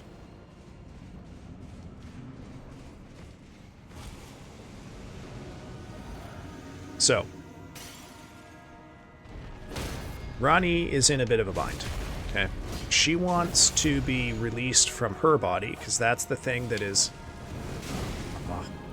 helping the greater will control her, but in order to do that, someone else has to die. And also she needs control over destined death. Now you might be saying at this point, but Burrow, you said the Elden Ring has destined death in it.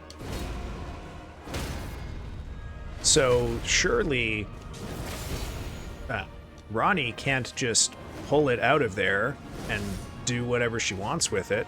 That would go against the desire of the greater will, wouldn't it? So how are you going to do that?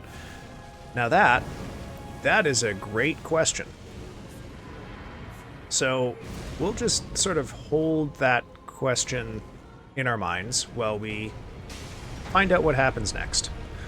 So at some point after Ranni decides she wants to conduct this ritual, an event transpires called the Night of the Black Knives. During this night, Ranni's body is killed. The sigil, one half of the sigil is carved into her body, and her flesh dies, and she lives on as a spirit. This, by the way, is why Ranni, when you meet her, is in a doll's body, because her original fleshy body is destroyed. She can't go back to it. I mean, it still exists, you can find it, but it has no life in it anymore. And also what happens is her older half-brother Godwin is killed. A group of assassins bearing knives that carry the power of destined death are able to capture him and carve the sigils into his back, and he experiences the other half of the ritual, which is that his spirit dies, but his flesh lives on. These events both happen at the same time. So, because of this weird state that he's in, his body continues to grow and live, even though it has, no soul or spirit left in it. So,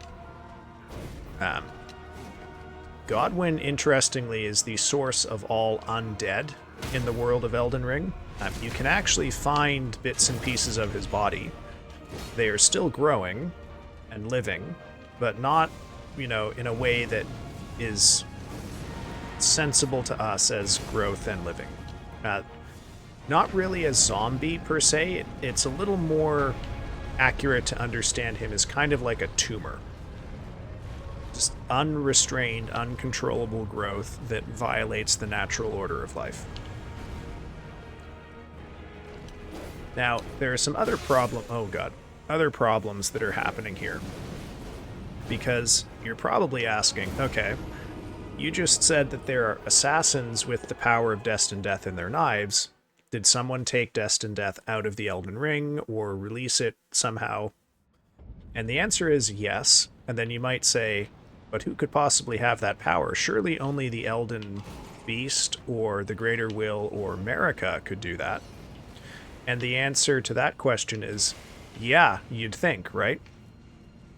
So since the Beast and the Greater Will are clearly not going to do this because it weakens them, we're left with the answer of Marika, which kind of forces us to accept the idea that Marika conspired with Ranni to have Godwin killed. or it's possible, although we don't have any evidence, that Rani tricked Marika into releasing Destined Death. Now, one other consequence of Destined Death no longer having its place in the Elden Ring is that people can't properly die anymore.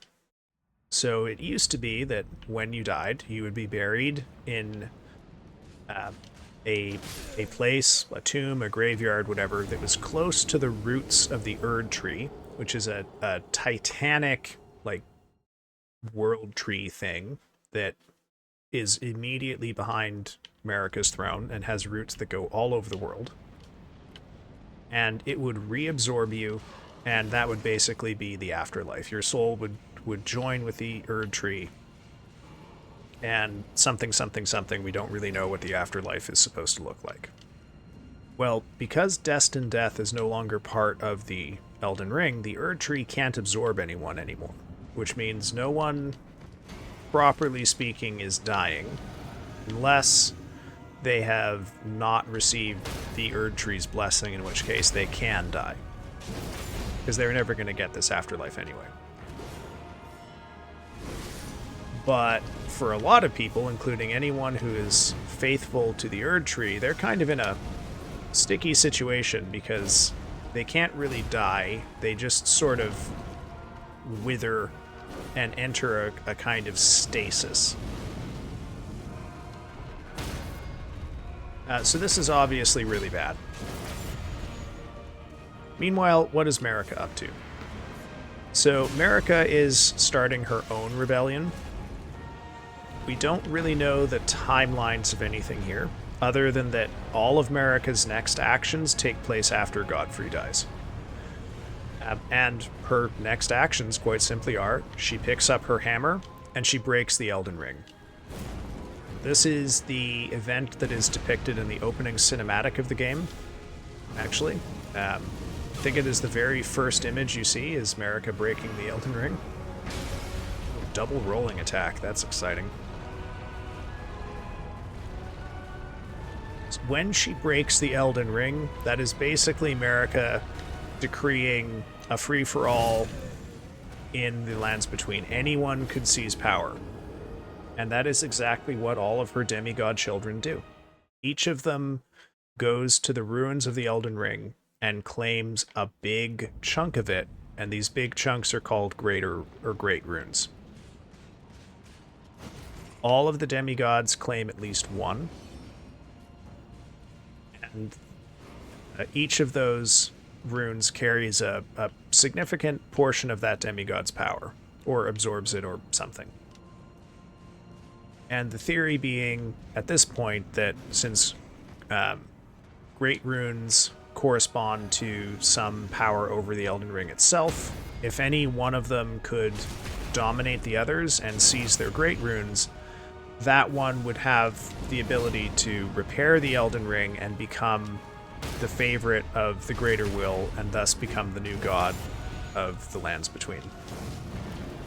So this immediately kicks off a war between the remaining demigods. Hey, Haku, how are you doing, man? I'm gonna pause this lore discussion here.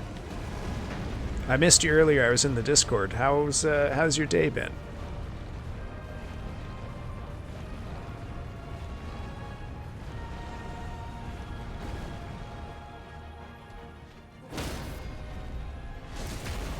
Oh, is it gonna be enough to kill him?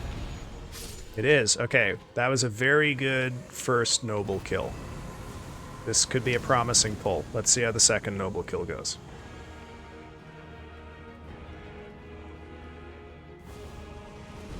For those of you who are new here, my friend Haku Itaki here is a musician, and he's been releasing a bunch of new music on his YouTube channel.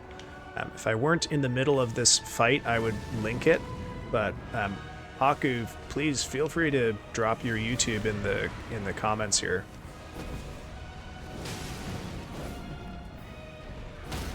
Fun fact, the music that plays over the BRB screen is one of Haku's songs that he very graciously lent me.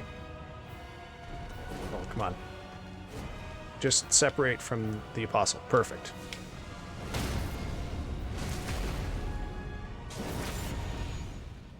A lot of sleeping. Hard playthrough of Fire Emblem. Okay. How is the hard playthrough going? I don't know what locking in is. 18 of 18 of what? Sorry. I'm a Fire Emblem fool. I don't know it. No, don't do that attack.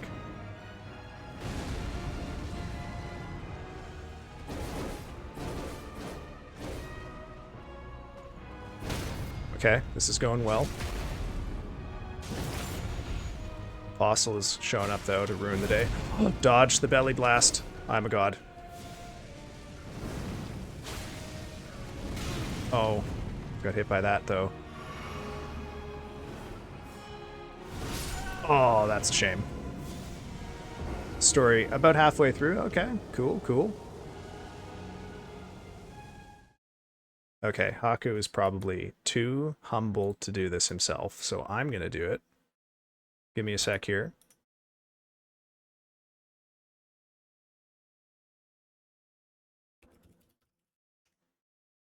Searching, searching, searching. It's coming soon. It's coming soon, I promise, don't worry. Okay, have a look in chat. Feel free to look at Haku's channel here.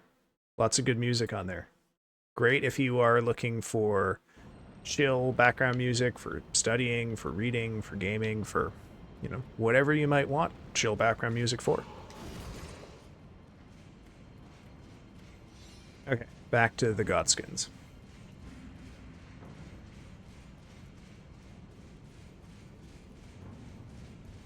We've got about 15-20 minutes left in stream, so enough time, I think, to get a few good pulls in.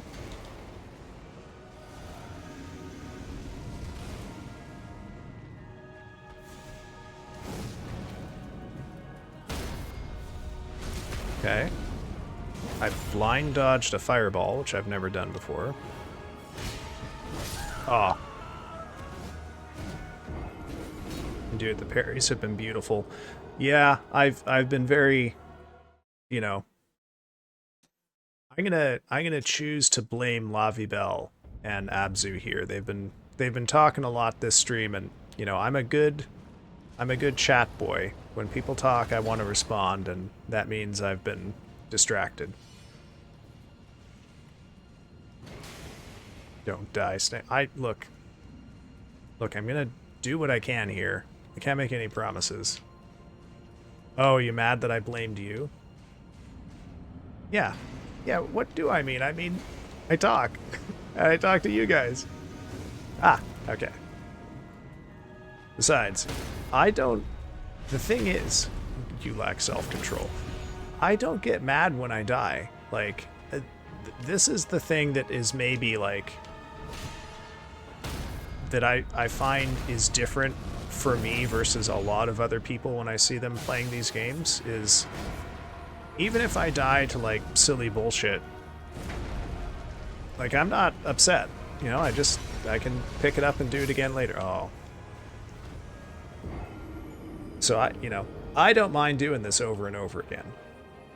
I'm worried primarily because it's, God, this is going to be week. If I don't do it this week, that'll be 2 full weeks of streams, of Elden Ring streams that have just been me trying to kill the Godskin duo. And that's, you know, I like to think that I'm good at this game, and that's something of an indictment on me.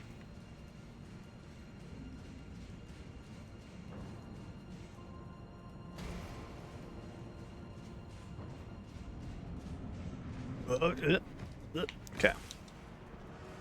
Oh, they're coming at me right away here.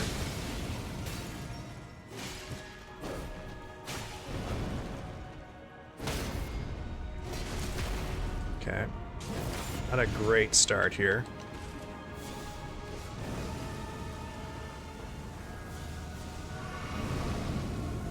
He's turtling. Turtling. Turtling. Okay.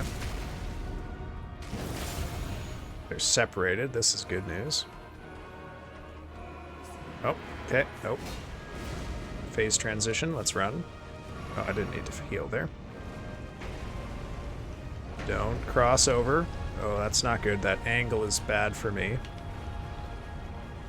I'm getting pincered. Okay. Ooh. That was clean. But my attention is split here. Whoop.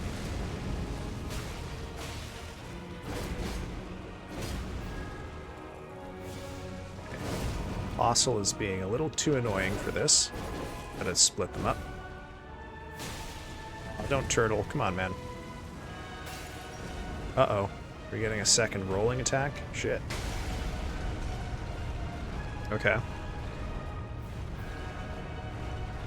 You know, if you have a long weapon, you can actually stand on these pillars and hit them while they're doing this, but I don't have that here.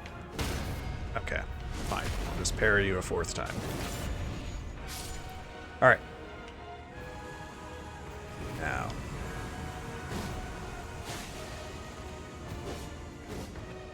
Actually, what am I doing? I don't want to get greedy and attack this guy. I'm just gonna run. Okay. Oh. Don't. Man is walking with purpose towards me. Just summon your dude. Okay. Dude is summoned.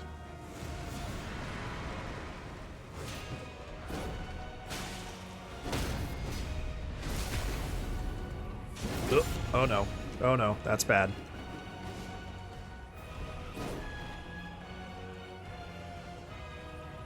Okay, I don't have many places to safely heal here, but I got this one. Come on, Noble.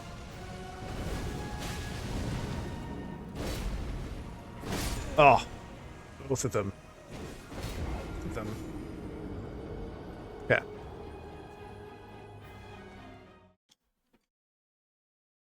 How sad for me. How sad. Alright. Alright. Okay. Just for you, Lavibel, I'm going to do a lock-in pull here. I'm not going to look at chat. I'm not going to look at OBS. Don't get mad at me, but I did do about 30% of that fight through the gameplay window on OBS because I looked at chat and then I feared I couldn't look away. Okay, locking in.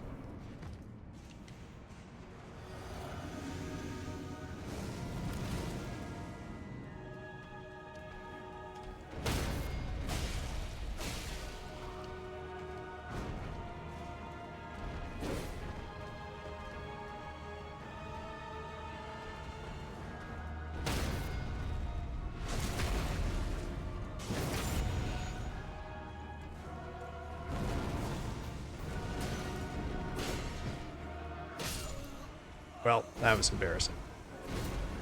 Got a little too aggressive there. I'll try it again, though.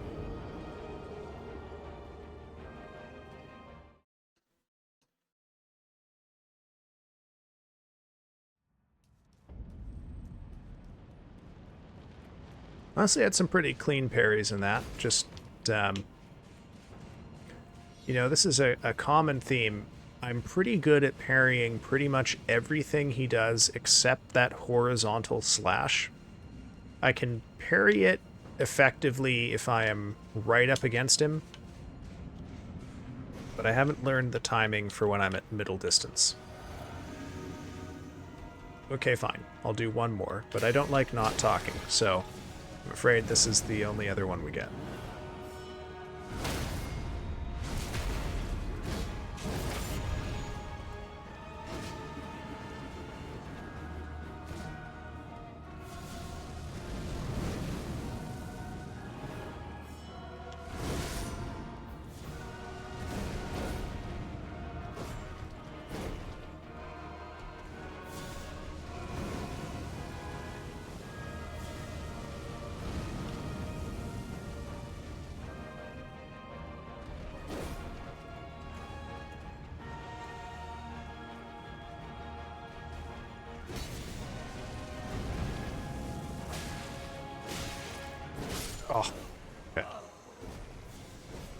the movement was a real challenge on that one.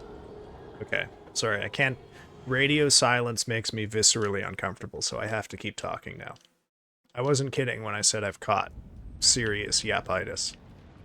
However, what I will say is it's a little better performance-wise when the thing that I'm talking about is exactly what I'm doing in that moment, as opposed to trying to summarize the story of Elden Ring.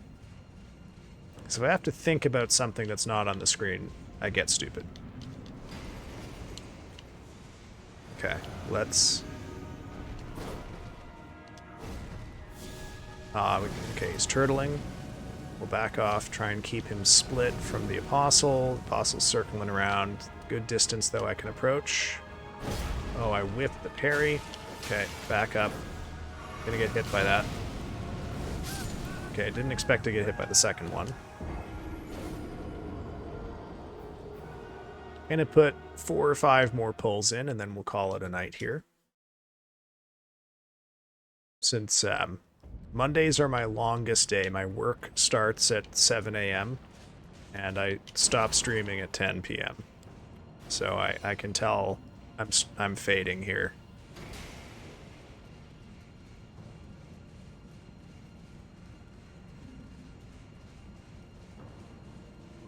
Okay, let's get into this fight.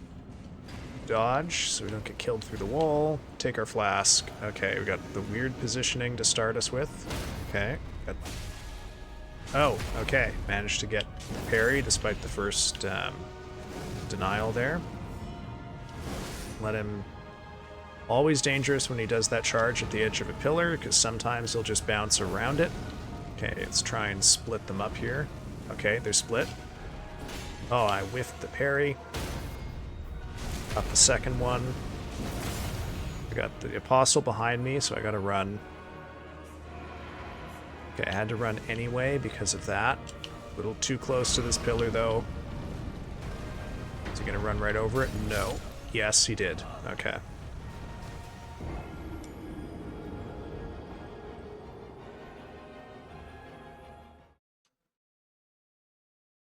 Alright, we will pick our mess up and try that one more time here. Whoop. Okay.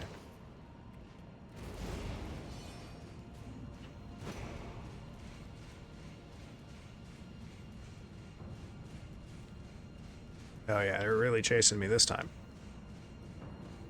Okay, let's have some stamina so I can dodge right away. Roll, roll, roll, roll, roll. Okay. Alright. Kill... Okay, we got good positioning, we got the good opener. Let's see if we get the great opener. Are you gonna give me the overhead slash? Nope. Give me the one that I shouldn't try to punish. That's gonna kill me. Yeah. Okay. Got greedy.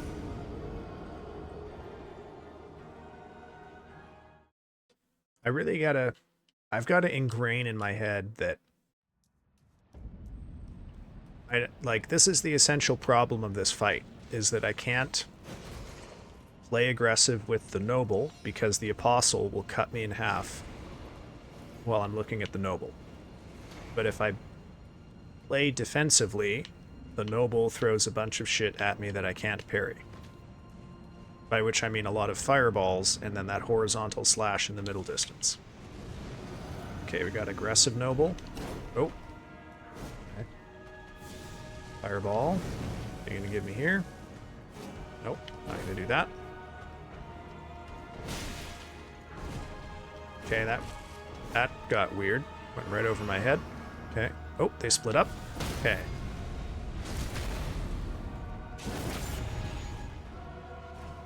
Nope, not gonna do that. Okay, we got more fireballs, but we can split them up. Okay. Just walk a little further around that pillar, brother. Okay, here we go.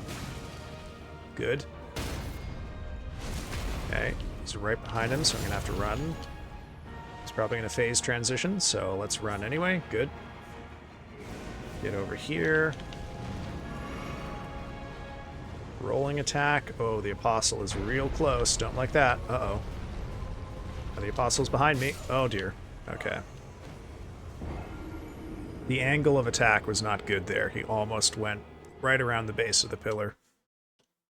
Slight positioning error on my part. Probably shouldn't have tried to go to a corner pillar. Should have just picked the middle one on the other side.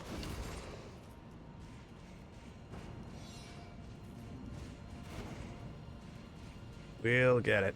Don't worry. I think